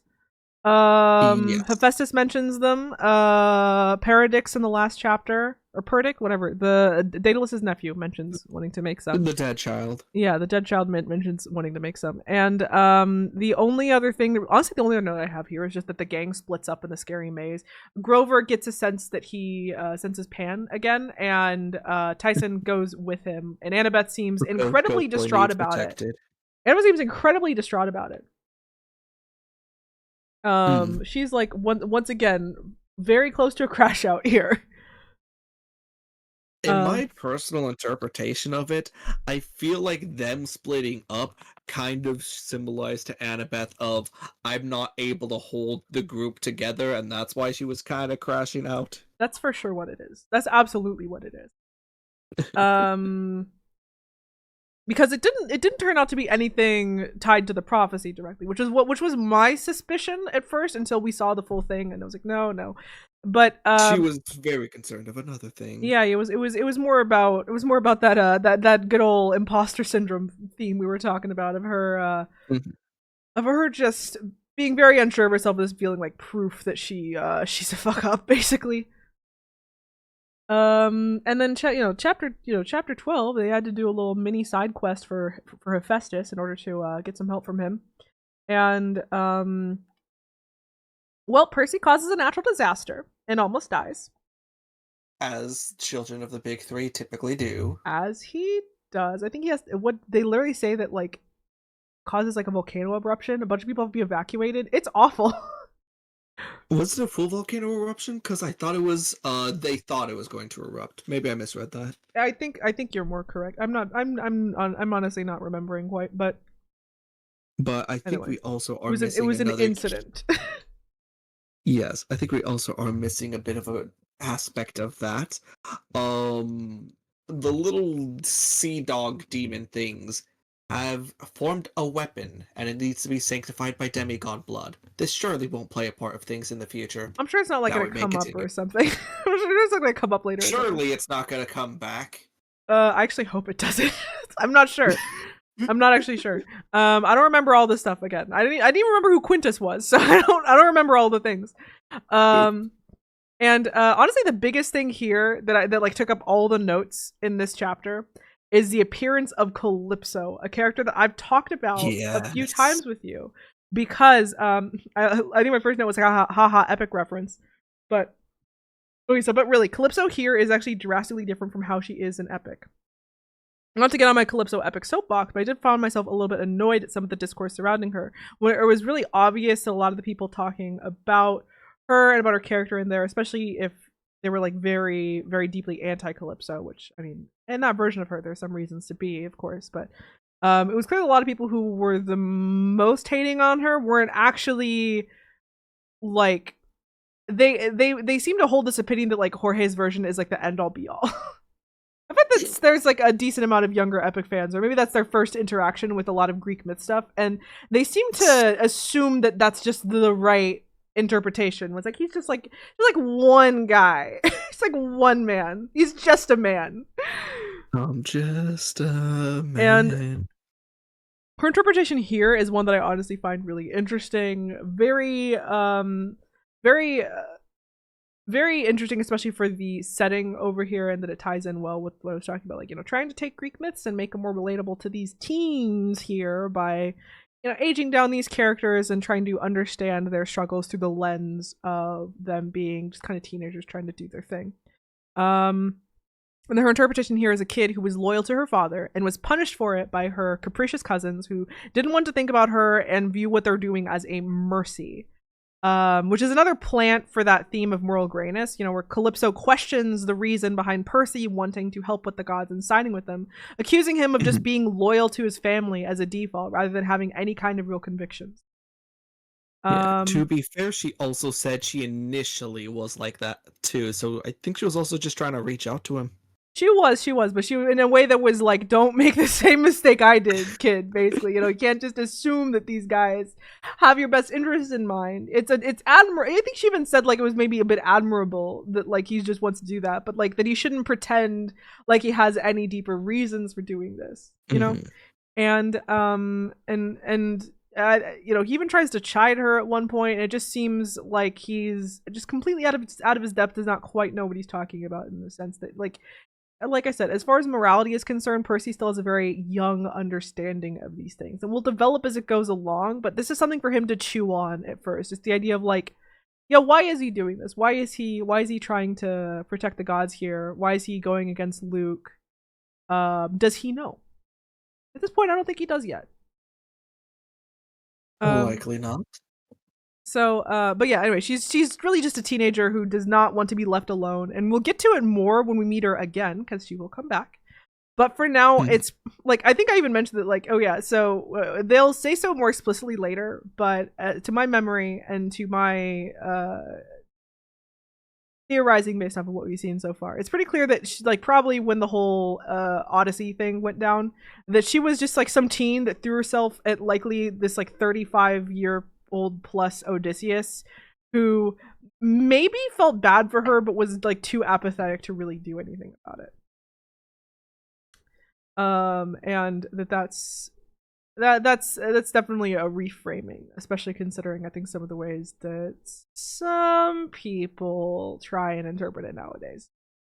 Real quick, I'm incredibly glad you invoked the name Odysseus, because I have a quote here. Quote away. When Athena falls in... by the way, this is completely tangential. Do you want to finish up your main point, or was that about it? That was about... is your point not about Odysseus? It's more about haha funny. Oh, then I'm gonna say make one more point then. Between his comments about Athena and Calypso, I can declare that Hephaestus gives me a little bit of the ick. There is a mention, like, I remember there's a line where he says that, like, too bad she's a maiden goddess, like, you know, and then he also like, I think calls Calypso, like, you know, as beautiful as ever. I just found it a little weird, and it's like, my guy, please stop. My guy, cease. This is weird. This is weird. Please stop the Zeus in you. The incel Hephaestus seems alive and well. Yeah. That's actually my last note of the chapter. For me, I wanted to bring up this because I thought it was kind of funny. When Athena falls in love with a mortal man, it's purely intellectual, the way she loves Odysseus in the old stories. Which, in a weird way, kind of implies Athena may or may not have borne Odysseus's child through the intellectual bind. She definitely didn't. But I know, it seems like it was like a step before that. Also, Percy, I didn't exactly add any extra insight onto this. I kind of just thought, Percy, why are you asking so much about Athena reproduction here? That's kind of the end of the note. Just... I mean, Annabeth finds it weird too, and also, look, you've really been into talking about the reproduction of the gods this time around, haven't you? That's a little preoccupation. I really should maybe check your search history. I'm just, you know, just keep you honest. First of all, screw you. Second of all, I was literally pointing out how it's weird as well. Yeah, I'm never, ever going to let you forget the fact that you said Nico was conceived in the winter. I'm never going to let you forget that. Kick your ass. For the rest of time, I'm never going to let you forget that. Fight you. Okay. Okay, yeah. In the next chapter, Percy crashes his own funeral. He does not tell Annabeth about being with Calypso, just says he was marooned, though Annabeth seems to suspect. My big note here is Harriet Tubman, daughter of Hermes. Caught me off guard. Caught me so off guard. For multiple reasons. What, the fact that she apparently used the labyrinth to guide people? Yeah, there is that. I actually find that kind of cool. It's kind of badass. I think it just caught me. It was just like so unexpected. It was one of those things where it's like I think like, oh yeah, I think of like other historical figures that get mythologized a lot, and I those are the ones that they've usually been reaching for, right? Like Elvis or like Blackbeard or Amelia Earhart, you know, where it's like they're real people. We have like, but like they're also heavily mythologized in our current culture. I feel like Harriet Tubman is not necessarily mythologized upon, at least not in the same way. And so it's kind of funny to just see that all of a sudden. It felt like slightly jarring. It felt real. It felt very real. Also, funny thing. This is just an aside. I come across a TikTok coincidentally that was trying to say something along the lines of Harriet Tubman isn't real. The wildest shit I've ever seen in my life. She's been documented. She's a heavily documented person. I think they were trying to say it, or it was like very like people have gone back and just said like this is bullshit. What are you talking about? Like, or at least like debunked every inch of what they said. What they were trying to say was that like so the facts are Harriet Tubman changed her name at one point, and she was in fact an agent of the U.S. government, of the Union, for a time. When she was freeing slaves, that she did in fact do spy work for the Union, and I think they took those like 3 years for the Emancipation Proclamation. Are we understanding that's correct? Yeah, they kind of took those couple facts as like she was essentially like a psyop or something, and it's like, no, people just change their names sometimes, and also, you know, they hired her because she was good at her job. It was weird. It was really weird. I'm not gonna get into that too much, but to be fair, I'm just gonna say this one offhandedly. I've heard a conspiracy of people saying Helen Keller faked it. Fucking conspiracy theorists, sir. I guess that's what it is. It's a conspiracy theory, but it's a conspiracy theory with like it's a conspiracy theory where if you like squint, like close one eye and squint a little bit, you can kind of like maybe see what they're trying to get at, but it's like just a clear misrepresentation of the facts. Willful ignorance after a certain point. But anyway, the final thing, the princesses kill King Minos. We love women in STEM. I love that for them. I love that for them. Women in stab. That too. We support women's rights and women's wrongs. We love it. We love this for them. We love this. And I didn't even see any women's wrongs right there. That was just right. women slay. Happy Pride Month. Okay. Anyway, a happy Pride Month to everyone but Poseidon, who's put his dick in a lot of weird things, but Gaia might be the weirdest. Gaia, wait. Gaia, however you want to pronounce it this week. They spell with an E, so I'm going Gaia. Fair enough. But I think Gaia is more what people usually say. But anyway, that was a weird one for him. That was pretty fucking weird of him to do that. And then the weird gods do a lot of weird things. Yeah, that one like took me out. I'm like, Poseidon, I know you've put your dick in a lot of strange things. But I guess this is my turn to be really preoccupied with god reproduction. Poseidon, why? For so many reasons why. I know, actually, didn't Gaia, like, she married her own son, I believe, in Greek myth. So there is that aspect to it, but Poseidon is her grandson also, and the gods are weird. The gods are weird little freaks. Yeah. Poseidon, I'm judging you for this. So triply so, because she's like the antagonist of the whole Heroes of Olympus series. I'm judging you for this, Poseidon. Pride Month, happy Pride Month to everyone but you. Yes, you're bisexual, but you get just for that. You know, Just actually, just stick with the mortals, bro. just for that, Actually, we're wait, no, don't not. stick with them either. I was actually gonna for a second to say that. Well, I mean, he's a monster fucker, so I guess that's a like that. You know, a lot of the queers like their monster fucking, and but he's not, right, because cyclopses aren't necessarily born from Poseidon getting down and dirty with other monsters. Usually born from him, from like him and a nymph or something. So Mm. boring, boring,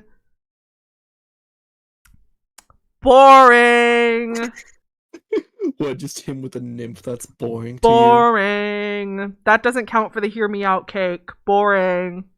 Okay, okay. Here's something that Poseidon rarely does. What about Amphitrite? Amphitrite, she's cool, I guess. Yeah, no, I'm just making the joke of the Greek gods often seem to neglect their own spouses. Yeah, yeah, she's. I saw an artist depict her as basically like, like the goddess of the sea from like Ponyo. I Yes, saw I took me a moment to remember. Yeah, yeah, I saw an artist depict her as basically that, with like Poseidon being like significantly shorter than her, and I was like, that's based. I like Honestly, that. so real. I like that. That's based. Okay, okay. Moving on. Before we're here for like literally 3 hours. We're probably gonna be here for 3 hours actually. Um, Ethan Nakamura is an important character for this next chapter because Oh, yes, I he remember him. he shows how a normal kid may fall into Luke slash Kronos's slash whoever the fuck's clutches, and that he seems like, he seems like a regular kid, unclaimed, who's clearly been through some shit off page, and you kind of see him too in like how when he denounces his the gods and his godly parent, his mother's Yeah. nemesis. um you kind of see him in there where it's like he's clearly a kid that's just been deeply alone. The gods have never done anything for him. Of course he has no loyalty to them whatsoever. That he takes a step further and says, well, we're going to depose them is, a choice, but it's not a it's one that's kind of understandable. This is where you start to Yeah, understand you where could, some of these kids are coming from. yeah, you could definitely get of he has no loyalty towards them. He's just kind of, because here's the thing. They haven't earned He loyalty. was said to be in the unclaimed cabin, yet he knows who his godly parent is. That means he should, in theory, have been claimed, been shown some level of mobility. No, He the probably Greek found gods out. don't do that. Yeah, it became a thing of like, again, that they have loyalty, but again, they have done nothing to deserve loyalty from most of these kids. Most of these kids feel abandoned, they feel hurt, and that they would basically fall into a gang that said like, hey, we know what you're going through, we think blind loyalty towards these guys is bullshit, you shouldn't have to do it, and you know this is our two-step plan to get you there, to allow you to be the top dog and for you to stick it to your old man or whatever who went out for milk. And it's all pretty relatable. It's all pretty you feel for them, certainly. And I just think Ethan's a cool character. Ethan's a cool character conceptually, and should hope and my heart hopefully will show us a bit where he's our teaser for where Luke is coming from, certainly. He Um, is Luke trying to, or how best to phrase it. Not after Luke has already fallen, he's trying to fall, is basically how we could view him in the path. I for phrased sure, that for wrong, sure. just move on. Whatever. Anyway, Quintus, the reveal. He's Daedalus. He's been Daedalus the whole time. Dun Pew, pew, dun pew, pew, pew. I completely dun. forgot about this. He also betrayed everyone. He also betrayed everyone. He gave the string to Luke. I forgot. I forgot the whole. So the whole reason why. So the whole thing is that they were whole reason why they were looking for Daedalus is that they were hoping to get the Ariadne's string. Yeah. Is that Dionysus' wife? Her string. I don't remember. I think it is. It's her string. She originally gave it to Theseus so he could find his way out of the labyrinth. And Daedalus had it. So there and well, Daedalus gave it to Luke because basically Luke gave an offer he couldn't refuse, right? He said that he would, he said that he would allow him to continue escaping death by literally putting him on Hades' throne when all was said and done. And also Minos would get sent into Tartarus. Of course, it was all a fucking lie because Minos, because so he like also promised 5 Minos minutes. something very similar. Literally 5 minutes later, it's just like, yeah, we're betraying you. Yeah, it took no time at all. But Daedalus did give Ariadne's string to Luke, and it does mean that from here on out, it's basically a race. It's basically a race to the end. And it's pretty. It's tense. It's tense. Definitely. There's been an air of hopelessness for a lot of this book, and that like pretty quickly it's established that Grover is actually over his time limit before his searcher's license gets revoked, for example. Yeah, he's been over that time limit for like 2 weeks now, and he knew it. He was not doing well with it. They're constantly playing catch up and constantly out of time and on the wrong foot in this entire book, and it feels bad in a good way. Ooh, speaking of feeling bad, will we talk a little more about what Grover is up to? Later. Okay. Anyway, Luke went back for Percy. Nico went back for Percy. Nico went back for Percy, not Luke. Nico went back for Percy. Imagine. Nico went back for Percy and essentially ending his edgelord arc for now. Yeah, he's ending his edgelord arc. And like, we kind of, I don't know. This is Nico going firmly from like, kind of straddling the antagonist protagonist line and being like, is he going to be a problem? Does he want revenge against Percy? What's going on? To him firmly establishing himself as like the awkward goth cousin / estranged ally. He becomes Zuko. Which we love. We love that for him. Also, I thought that was funny too because in my brain I thought that his edgelord arc lasted for way longer, but it's basically just like one book.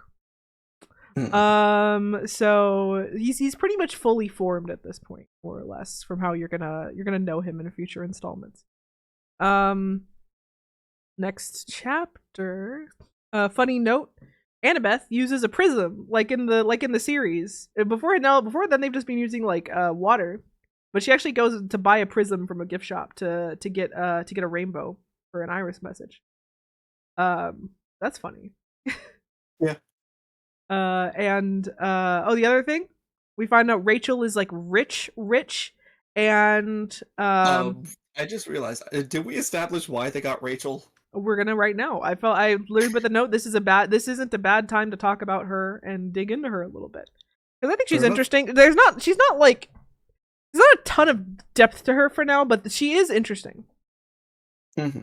She definitely has a lot going on that she's keeping personal, but you could definitely tell there's stuff. Mm-hmm. So the reason why they're taking her along is because as a mortal who can see through the mist, she is basically the best person to take to the labyrinth because she doesn't fall for its bullshit. None of the illusions, none of the weird stuff. She can pretty clearly see where they need to go, where the right place to go is. She can lead them through as effectively as the string, if not more effectively, to the point where they even point out that, hey, Luke should have just gotten any mortal who can see through the mist to do this. And then of course he wouldn't, though, because like he doesn't trust mortals necessarily. Especially Kronos doesn't trust mortals. So that's why they went through that. But they bring her, and this is where like the whole Rachel Annabeth thing gets brought back a bit, but it's again like put aside pretty quickly, as I think Annabeth tries to be snarky towards her, tries to say like, oh, like, Rachel says something like, oh, I've been thinking, she's like, oh, is that hard for you, some shit like that. And yeah. Plus Percy also said the way she said mortal kind of sounded a bit not offended, but she said it with attitude. She said mortal like one would say you have a terminal disease or something like that. Yeah. And and she seemed very Combative. very combative, but it pretty much like it goes away pretty quickly. The second Rachel, like I think Annabeth asked like, "Oh, wouldn't your like mortal parents be wondering where you are?" And Rachel said like, "Oh, they probably wouldn't notice if I was gone for a week." And Annabeth, that was too real for her. As a runaway, that was too real for her, and so she's like, "Oh, oh, oh no." And from then on, there's some snark. There's still some salt, but definitely from then on, it's like Annabeth kind of has to perceive her as a person. And More or less. yeah, and Rachel in general, though, she's pretty cool. She's a very artsy character. I don't know. She doesn't really have much of an arc here, is the thing, and she seems so non-reactive to Annabeth. The part of me wants to say she's just being the bigger person, but some of it is just that like a lot of times she just doesn't say much, and that she just kind of seems like a bit of a background element here, and she's definitely she's pretty much not there for the middle part of the story. She's there for the very beginning, and then she comes back around here, and yeah, I think if I remember correctly, she might be someone we can dig into like a little bit more as we go on. And I'm even That makes afraid sense to, considering how they're already teasing so much for it. she's definitely gonna come back. And I think if I say anything more about her, it might constitute as something approaching a spoiler. So it's better for us to just move on from her, and you know, her place in Annabeth's story is interesting, and leave it at that. You know, later on we find some other stuff about like what her parents do, but it's honestly even it's so unimportant. I might forget to mention it when we get there. It's just more of their absence is what's important, not what they do. This is also the time where we reveal that Luke is the vessel to Kronos, a thing that you accidentally spoiled a little bit earlier. But that's important because it's a thing we didn't know was possible. We didn't know that like people could be vessels for gods. Like, yeah. Or that was like a way that Kronos could kind of get around the whole not being able to reform thing. But it looks like he did that. Yeah, because I think someone had questioned it, like, wait, how is the body able to withstand that? Yeah, and it looks like it barely is, because they mentioned Luke's scar that he has over his eye, like kind of like morphing and bubbling and doing all this weird shit, and it seems like if he's holding up, it's not very strongly. And Annabeth even, I think she like calls out to him at one point, and for a second he seems like unsure. He hesitates, and she insists to Percy later, like, oh, he's still in there. We can't just assume this or that. She's still definitely going to bat for him. And in the context of this book, the whole like, is Luke actually evil debate between Percy and Annabeth is really, really interesting, considering the whole like, you know, no one is wholly good or wholly bad is a major talking point of this book from beginning to end. So his is not resolved though fully here. We don't really get enough info for it. So again, more planting, payoff for later. Yeah, because if I remember correctly as well, there was a little bit more of a strain it also placed upon them, because Percy wanted to talk more about. He didn't want to bring up Luke. I think he wanted to talk about Kronos, but that inevitably would bring up Luke, and he did not want to bring that up as well. So he kind of just didn't bring up what he wanted to talk about. Mm-hmm. For sure. But also, I have a little thing to mention here. I don't know how much I even can get into this, but Big Bad seduces teen to the dark side and takes their body is one of those time-honored tropes that's very easy to apply all kinds of readings to, but I don't know how many of them I can safely get into on YouTube.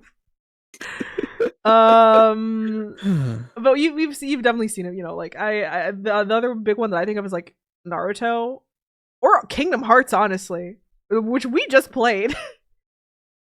You beat Riku's ass. You kicked Riku's ass. It was great. Go watch him kick Riku's ass in our Hollow Bastion stream. It's beautiful. It's amazing. By the time this is up on YouTube, that will be up as well. But yeah, it's interesting. There's again potential themes there as far as like grooming goes, as far as all that goes. Again, I'm not sure how much I can get into it right here. If I'm gonna test the waters on that, that's gonna be on my main channel. but over here though, I'm a little cagey about it. And besides, I don't know if I have anything super constructive to say about it aside from just like it's a time honored trope. It's interesting whenever it Yeah, happens, IMO. it just is a thing that exists. That's about it. Mm-hmm. This is not the venue right this second to discuss that, but it may come up in the future if I am so inclined. Oh yeah, final note for this chapter. Actually, have I actually mentioned this before? Maybe to you in private. Maybe even a past stream. I'm gonna avoid it for now.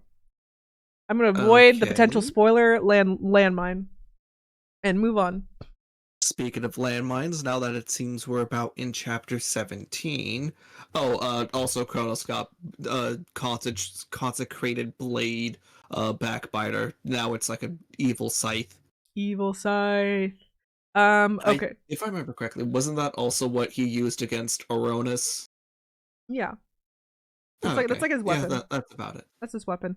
Okay. Honestly, the biggest thing that happens in this book, that's in this chapter, Pan fucking dies.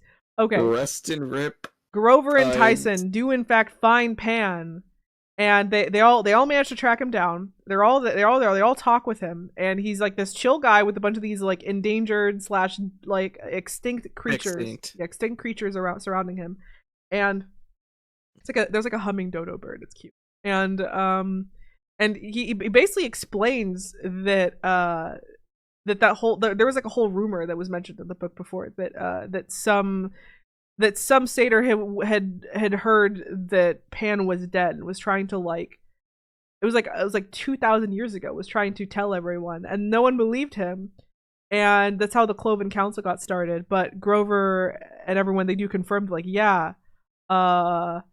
or Pan confirms to them that like I was serious. I'd been kind of stuck here or been holding on for a bit because you guys still believed, but with the wild has been gone for a long time basically. He himself was saying like, you satyrs are very stubborn in your belief in me. Have you looked around though? All the sacred places are gone and dwindling. Yeah, that there's like there's not much left of true wild anymore. That it's it's little pockets of it here and there, little your forest reserves and this and that, but even those are dwindling or closing up. This is where Rachel comes back as well, because she mentions that her father is a land developer and that she feels very guilty. She feels like she had a part in this, and Pan assures her that like no, it's not on you, it's fine. And he kind of does a very Captain Planet, like, I bestow the power to all of you, maintain my kingdom. Grover, tell the satyrs I'm dead. Also go scream or something. Yeah. And it's very Captain Planet, very 2010s, but like, or rather, this whole like green movement that you kind of saw very heavily from like the 1980s to the 2000s, that sort of brand of it, that is kind of dead nowadays because everything sucks. I don't know. We're in the bad timeline. I think I even said like it's a bit dated the way it presents itself, but also maybe we need that now since shit is so dire. I don't know. Honestly, I would prefer to see it come back than stay irrelevant. Yeah. There's definitely something to be said where it's like, however much control one person actually has over the state of like global warming and all that is honestly pretty limited. But I don't necessarily know that like nihilism and just doing whatever the fuck you want is the answer either. Mm-hmm. That's all I have to say about it. I think there was something in that era of the green movement that was naive, but I don't think that we're better off for having lost that. Yeah. Anyway, so chapter 18, we're ramping down to the end. We have the big actual battle of the Labyrinth, where there is the proper invasion of Camp Half-Blood, and it's like the first big boy battle that we have in this entire book. Like we've had People fights, we've had fucking die. brawls, people die. It is like a huge siege, and in the midst of all this, a lot of things go down. Dionysus loses a son, amongst a couple others. Daedalus kinda has a redemption, question mark. Well, maybe not quite. I don't think it's meant to be like a hard line redemption so much as it is him making moves towards atonement. You know, not that like, oh, I did these What bad things, but I'm gonna is do this one grand gesture to prove that I'm a good guy. More that like I'm multifaceted and I'm gonna try and pay for some of the bad things I did. if we are to say that was his attempt at atonement, would you think his attempt at redemption would be finally seeking? Well, actually, that might be a little bit of spoiler. Well, he mentions that he wants to make right with his son and Face with the his music. nephew in Tartarus, and so Yeah. he does allow himself to be taken to Tartarus. Nico does a little like, okay, little sword christening, and which surprisingly is not a euphemism for stabs him. Um, Nico strikes me the type of guy who stabs as a warning, so I feel like this should be noted. But he does this. He has to do his little community service, designing some roads for the fields of Asphodel. But it's Not a bad punishment considering some of the alternatives. not a horrible punishment. And again, it just kind of comes to the end of like it's not a hardline redemption. It's not it's not quite so naive. It's more just that like he's done good, he's done bad. This is him attempting to try and make up for some of the bad, and that'll take years, if not centuries, and that'll have to be done off screen. We do not have years and centuries to witness him going through this. We do But not. he also was with another who also needed to atone. King Minos? No, not the Briar. Briares, Hundred Hands. Briares. Yeah. Briares. He does a hero. He helps out. Tyson's very happy about it. Yeah, he got Rock, and he big and strong, saying, "You right, little brother. I need to be better." Yeah. He kind of says the message out loud and says, "You inspired me to do good, actually, and so I'm gonna do the thing, and I'm gonna help out, and I'm not going anywhere." And it's like, and everyone clapped, because he can literally chuck a mountain, and that's pretty helpful when they're being invaded. He basically killed. Oh crap! What was his keeper's name? The jail Compe. keeper. Compe. He basically squished her. Very good. So Daedalus gives Annabeth his laptop, which is cool as hell, and like mostly notable in that well, yeah, obviously with Annabeth, she,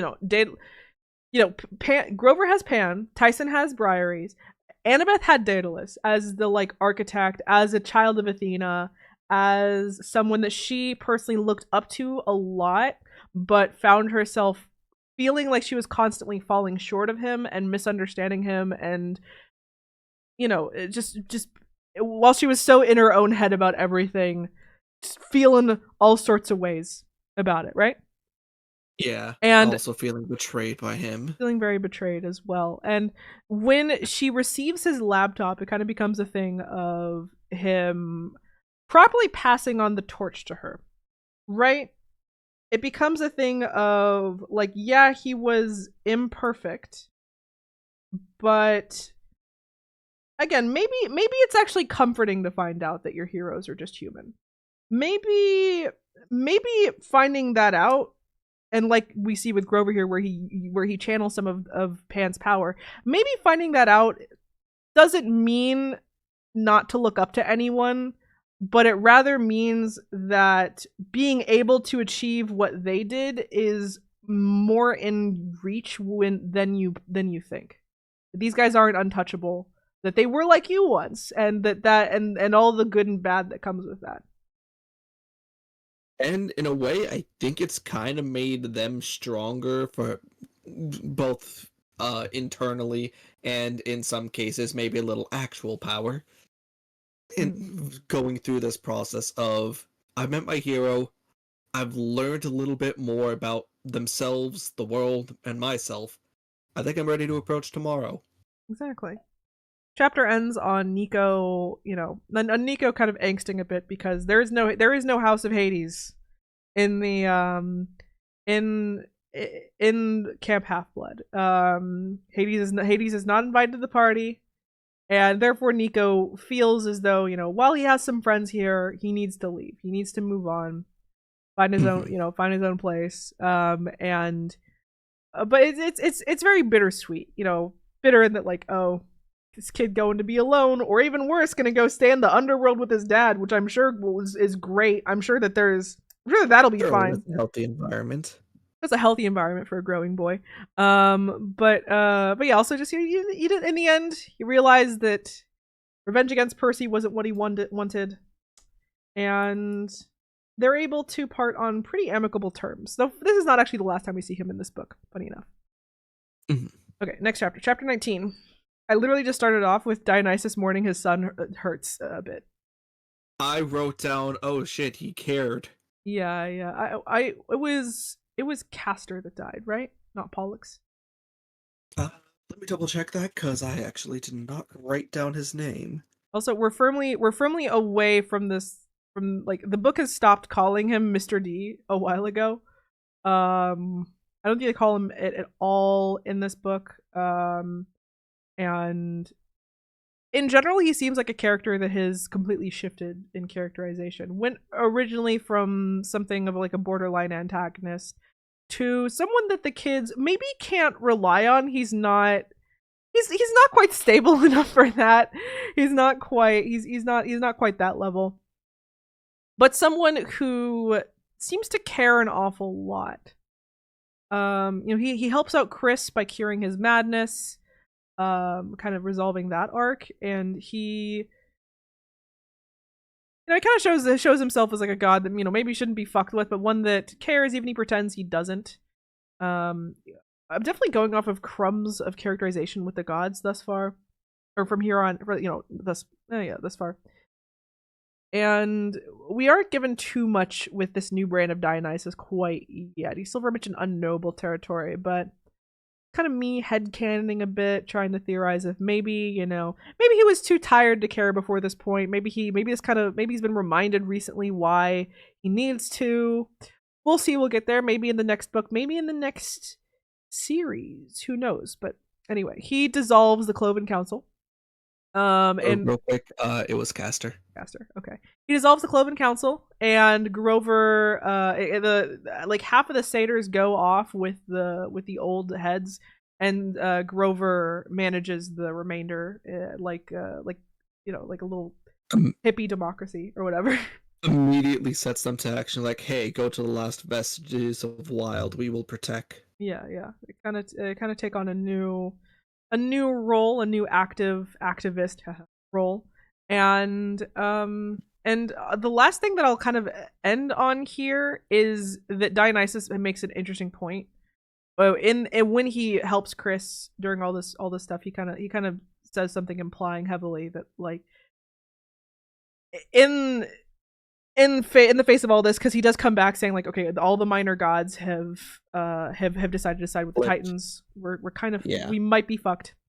But he says like in the face of all this, it might be empathy, it might be kindness and understanding that will be able to get us through all of this. With of course the implication that Percy might have to figure out how to understand Luke and where he's coming from, as well as potentially all these other figures like these minor gods, like all these other people, like all these monsters, and why maybe they don't like the gods that much, and why maybe we should be considering where they're coming from seriously, not in like a Marvel movie like, well yeah, they don't like the gods but they kick the puppy, so they're bad, but in a maybe we should actually have A empathy. little bit of understanding, which is their why everyone's going to them.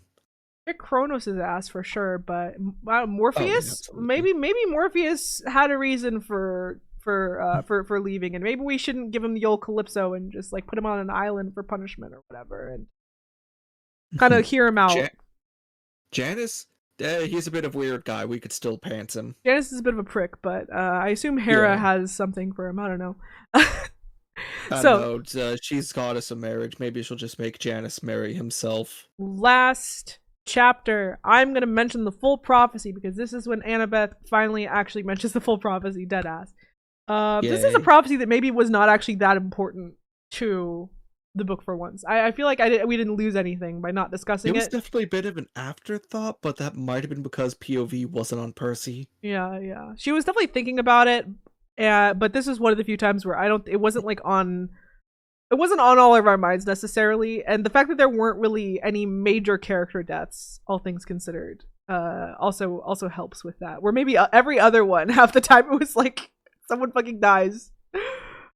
But so the whole prophecy: you shall delve in the darkness of the endless maze. The dead, the traitor, and the lost one raise. You shall rise or fall by the ghost king's hand. The child of Athena's final stand. Destroy with the hero's final breath, and lose a love to worse than death.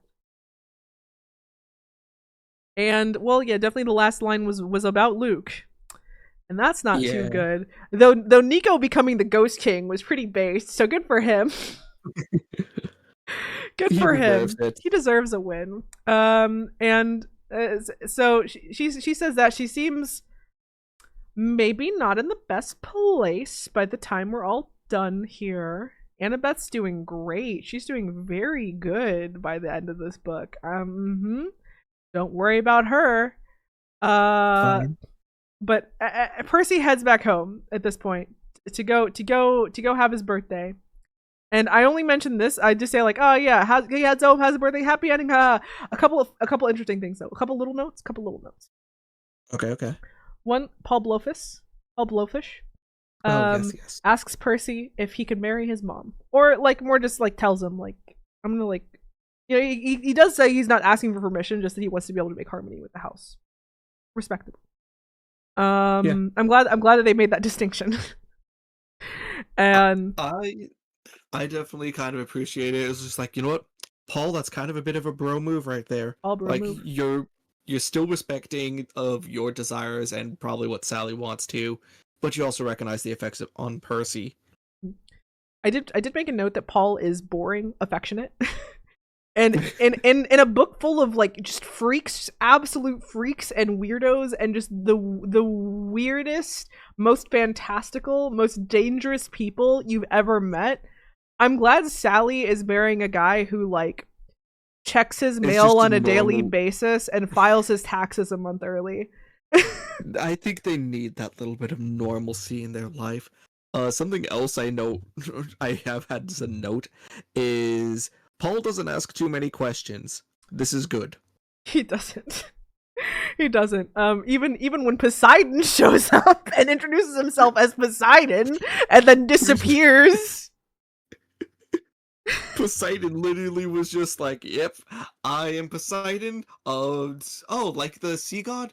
Yeah, like the sea god. So your name's Blowfish. He's like, no, it's Blowfish. Blowfish would be better. He says that. Poseidon is. I feel like this is the first time seeing a god interact with a mortal that does not know how to be deferential to him. Really, like solidified for me this idea. The gods are so awkward. They like really don't know how to be people, do they? They really don't understand how Oh, to be people. This how I can't even tell you how much this is making me look forward to Trials of Apollo. I cannot fucking tell you how much this makes. They do not know how to be normal people. This it did not come. It was the most awkward, cringe-inducing interaction ever. I loved it. that Besides, makes it all the better in my personal opinion. he like gives Percy a sand dollar and says, "Don't spend it all in one place" or something. I'm sure it'll be plot important, but it was kind of funny. That's what I'm assuming. But at the same time, it could just be a little freak like that. It's also funny. Maybe he just doesn't know what money is. I don't know. After all that, maybe. Oh, hold on. I want to bring up this funny bit from Paul. So Sally, she has to say like, "Oh yeah, that's Percy's dad," Tyson comes by, he's like, "Daddy." Paul looks confused, like, "Huh?" Like, "Oh, no, he's not mine. It's okay. It's a confusing thing." And Paul's just like, "Oh, okay, I'll buy it." I'm surprised he bought it. I feel like I would have been more confused. I'm like, that's weirder, right? That's stranger. Uh, I'm pretty sure he was thinking like, "Oh, okay, maybe he sees his dad sometimes, and like his half brother or he's close with his half brother." Still weird though. Okay. The last note, the literal last note I have before I get into the themes roundup is that sweet baby Nico shows up and he gets a slice of homemade blue birthday cake. And I'm very happy for that. My sweet baby boy gets a slice of birthday cake. He's looked hungry this whole time. My sweet baby boy gets a slice of cake from Percy's mom. And I hope Percy didn't just leave him in his room. I hope he like took him into the house and they just lied to Paul about how he got there. And then he just hung out with the birthday after that. I hope so. Again, as we established, Paul doesn't ask questions. It's fine. He doesn't ask questions. Or if he does, they're able to just gaslight him until he stops, like they did with Poseidon. He definitely asked, like, why, like, where did Percy's dad go? And they said he left through the fire escape. He's like, what do you mean a grown man left through the fire escape? I'm gonna be honest, it's barely even gaslighting. Like I said, Paul is kind of quick to accept. He was quick to accept it. But that's the end of the Battle of the Labyrinth. At least that's the end of our story notes, because like I said, this story had capital TH theta themes, and I feel like those are worth talking about. That they are. So, I have two main ones that I'm going to be going over. One being your heroes are flawed, and two being no one is wholly good or wholly bad, and with like some characters to kind of discuss as we go. So, first one, your heroes are flawed and are more like you than you think, with the sub theme of like imposter syndrome kind of underpinning a lot of that, right?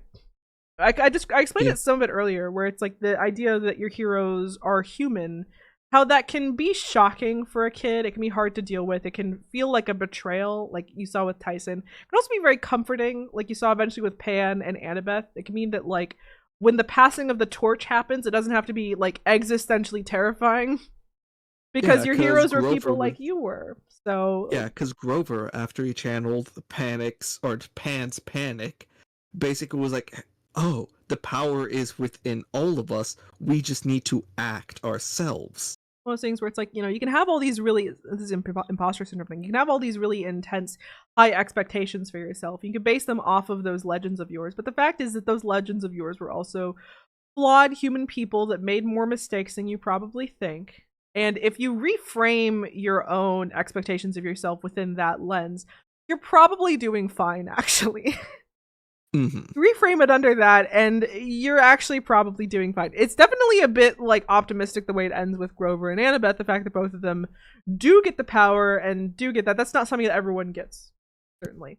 But still, it should still be a comfort to understand that, like, you know, your heroes aren't these lofty, unreachable figures like you think they are. They've been mythologized, sure, but but there is a truth under there that is human, that is worthy of criticism, worthy of praise potentially too. But you're fine. You're doing fine. You don't need to follow. You don't need to live up to some impossible ideal, and that happens with all three of them. They all kind of show like the different stages of that. I'll say Tyson's like the beginning stage, right? The like anger about it, the kind of childish resentment at the idea. Like, you were supposed to be strong. You were supposed to be a hero, and then Haunted Hands is like, "Sorry, kid," and walks away into the darkness. Annabeth with Daedalus is like the middle phase of it. She's jaded about it. She understands that Daedalus is a bad person, but she still holds these expectations for herself, and she still wants to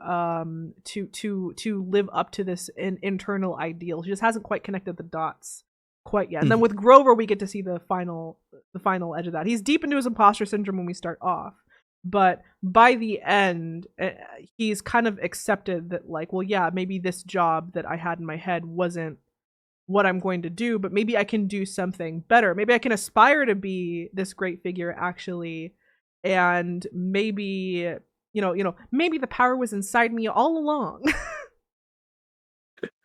In a weird way, I'm pretty sure this isn't how it works, but like in a weird way, I hope he becomes like ascended to Pan's level. You can't ascend to Like I said, godhood in these books, but and in wait, general, what? that's how Dionysus says. That's how he did it. Remember? Oh, I completely forgot about that. Yeah, we're going with the version of Dionysus where he was just some guy that invented wine, and they thought that was so fucking lit they ascended him to godhood. Definitely Zeus's influence on that one. Yeah, and so that's kind of where it's kind of where we have that whole theme. I think it's interesting. It's like it is a positive twist on a theme that you can get a lot of the times. A message that I think is honestly very effective for kids in a lot of ways, but also effective for adults too, especially if you're like some jaded 20-something trying to figure out your career or your art or whatever, and are just feeling like it's a dead end, or like there's nothing you can do, or you're never going to be like X or so great or whatever for one reason or another. And it's like, probably doing fine. You're probably doing fine, actually. I'm sure whatever great you like, presuming they aren't a merciless capitalist, probably went through some similar struggles. You're fine, I promise. Yeah. Or maybe you're even doing better than some of those. You probably, no matter how bad you think you're doing with your art career right now, you're probably doing better than Van Gogh. Van Gogh was quite famous for that blue period. Probably doing better than Van Gogh.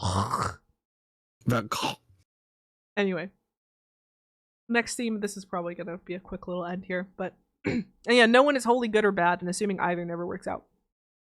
And we see this with, I'm going to start off with like some milder ones, and then we're going to get more challenging. Okay. So first one, Nico. Understandable. Being that, Percy at first assumes that Nico is looking for revenge against him.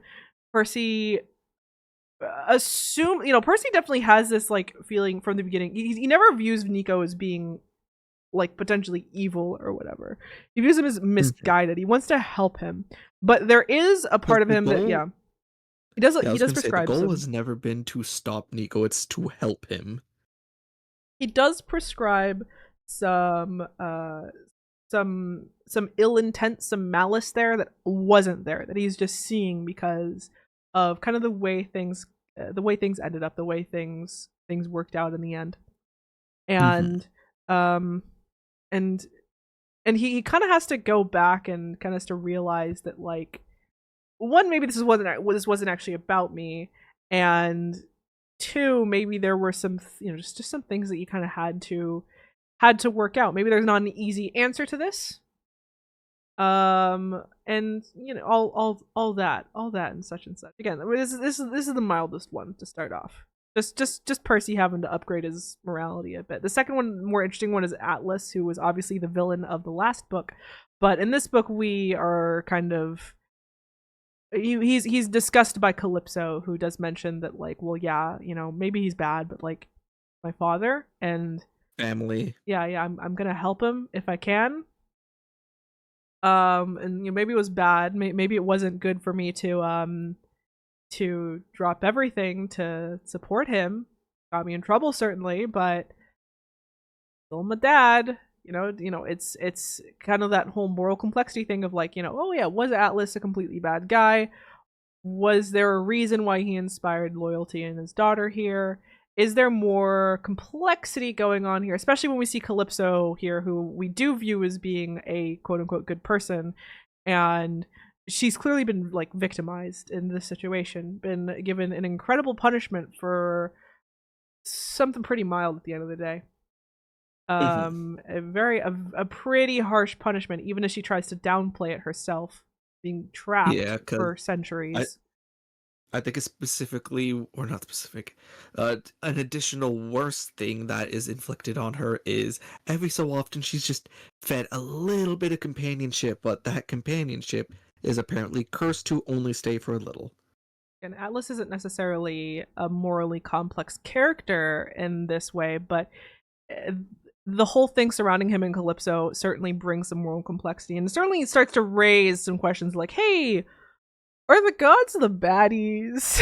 Hey, are they? Maybe. Um, Maybe a little. Next one's Ethan Nakamura, who I think Percy tries to. I love Ethan Nakamura. Fucking Ethan Ethan Nakamura, a Nakamura. famous American name. Very good. Ethan Nakamura. He is Percy, I think, kind of tries to see him as another Nico for a bit. Tries to make assumptions about him. Tries to assume that he's just like, good kid on the wrong path, this or that. And he's kind of that, but it still kind of takes him for a loop when Ethan still after he saves Ethan's life, Ethan still turns around and continues to side with Luke. And the reason why he does so, Percy has a hard time understanding, at least for now. Mm-hmm. He even had said, like, Percy, should not have saved me. I'm going through with this. And then Percy was like, no, please. Another thing of because of Percy's own kind of limited view on morality, he once again misjudges he mispredicts the actions of a person and hopes to find good in this person, where again, I don't think Ethan's bad, but I think it's more complex than that. I think if Percy understood him as a more complex figure, he might not have made this mistake. Yeah. That's it. Because I even struggle to use the term led astray, because he knows what he's getting into. It's more of disillusioned, I guess. Yeah.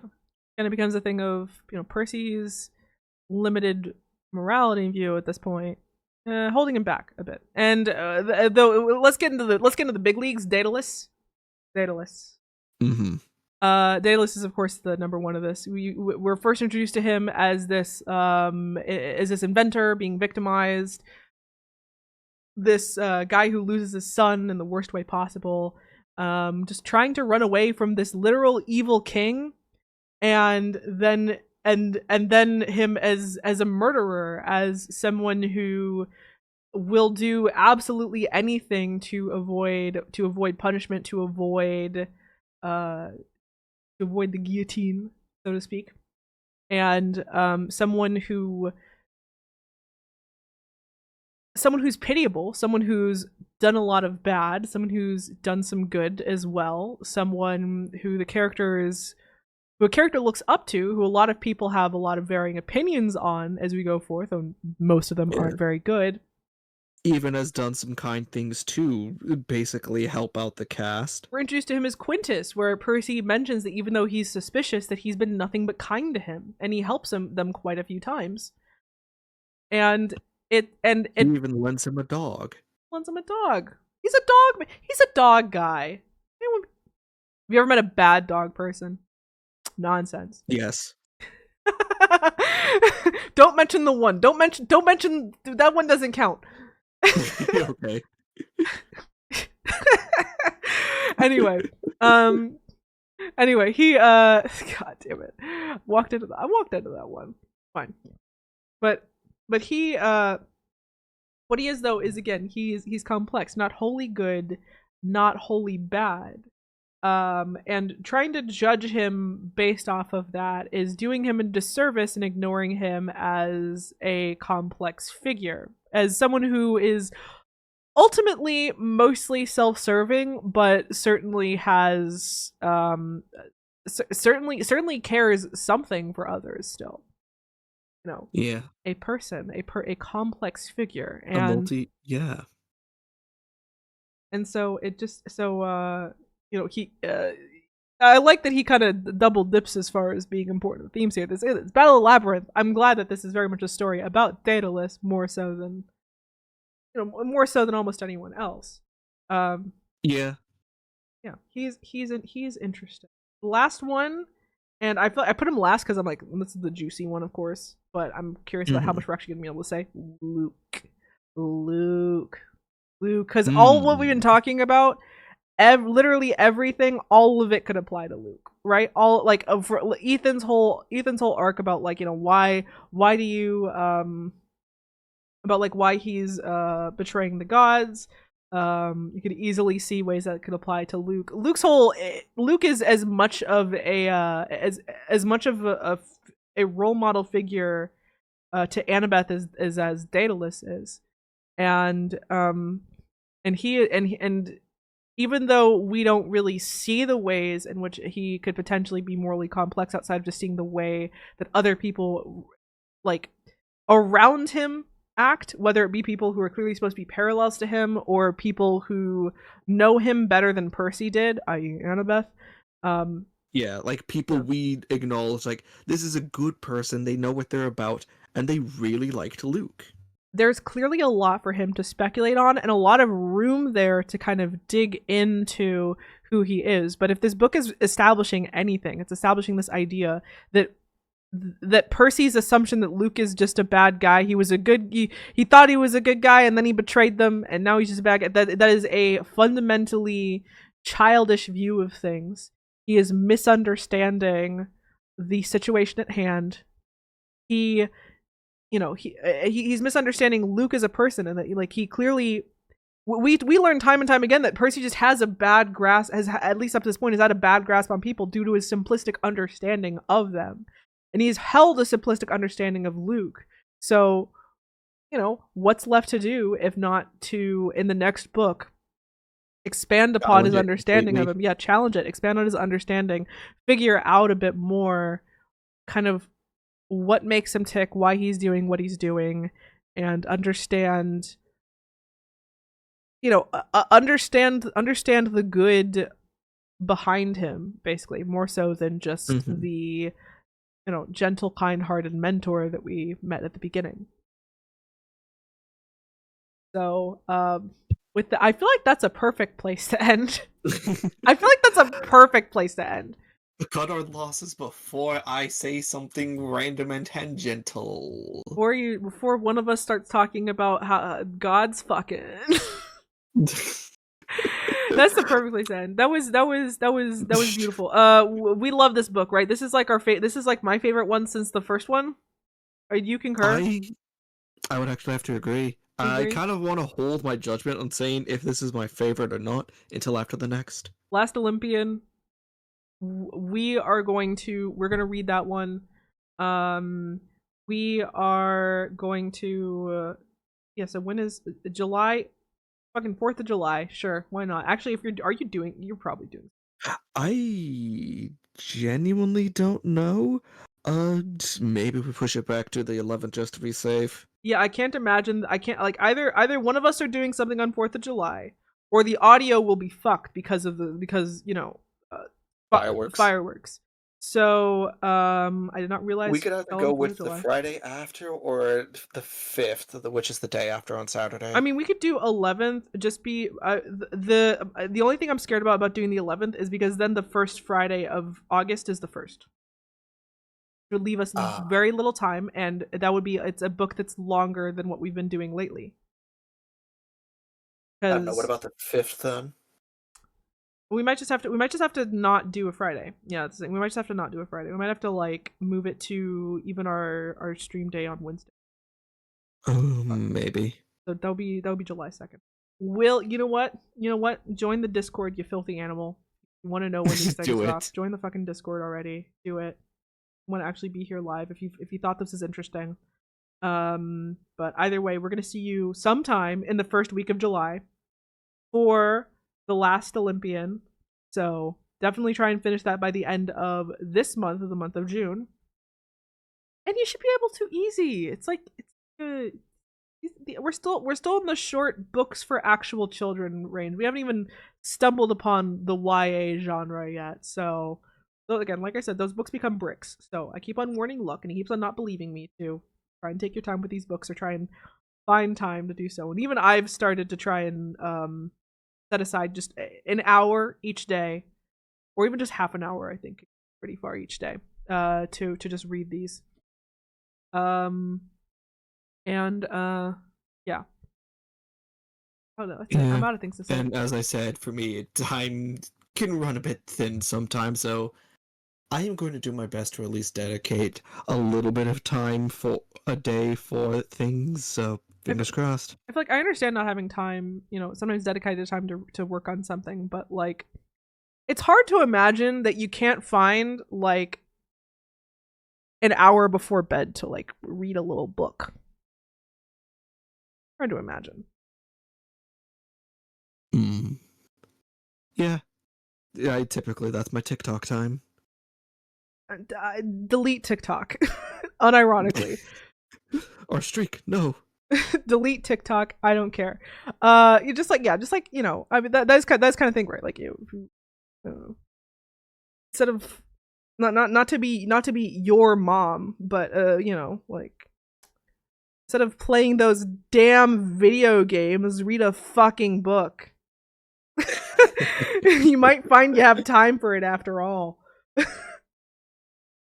No, anyway, last Olympians short. Don't worry about it too much for now. We'll worry about it when we get there. But for now, see you in the first week of July sometime. We'll figure it out. Join the Discord if you want to find out when that's going to be. I guess. Yeah, 3 hour mark.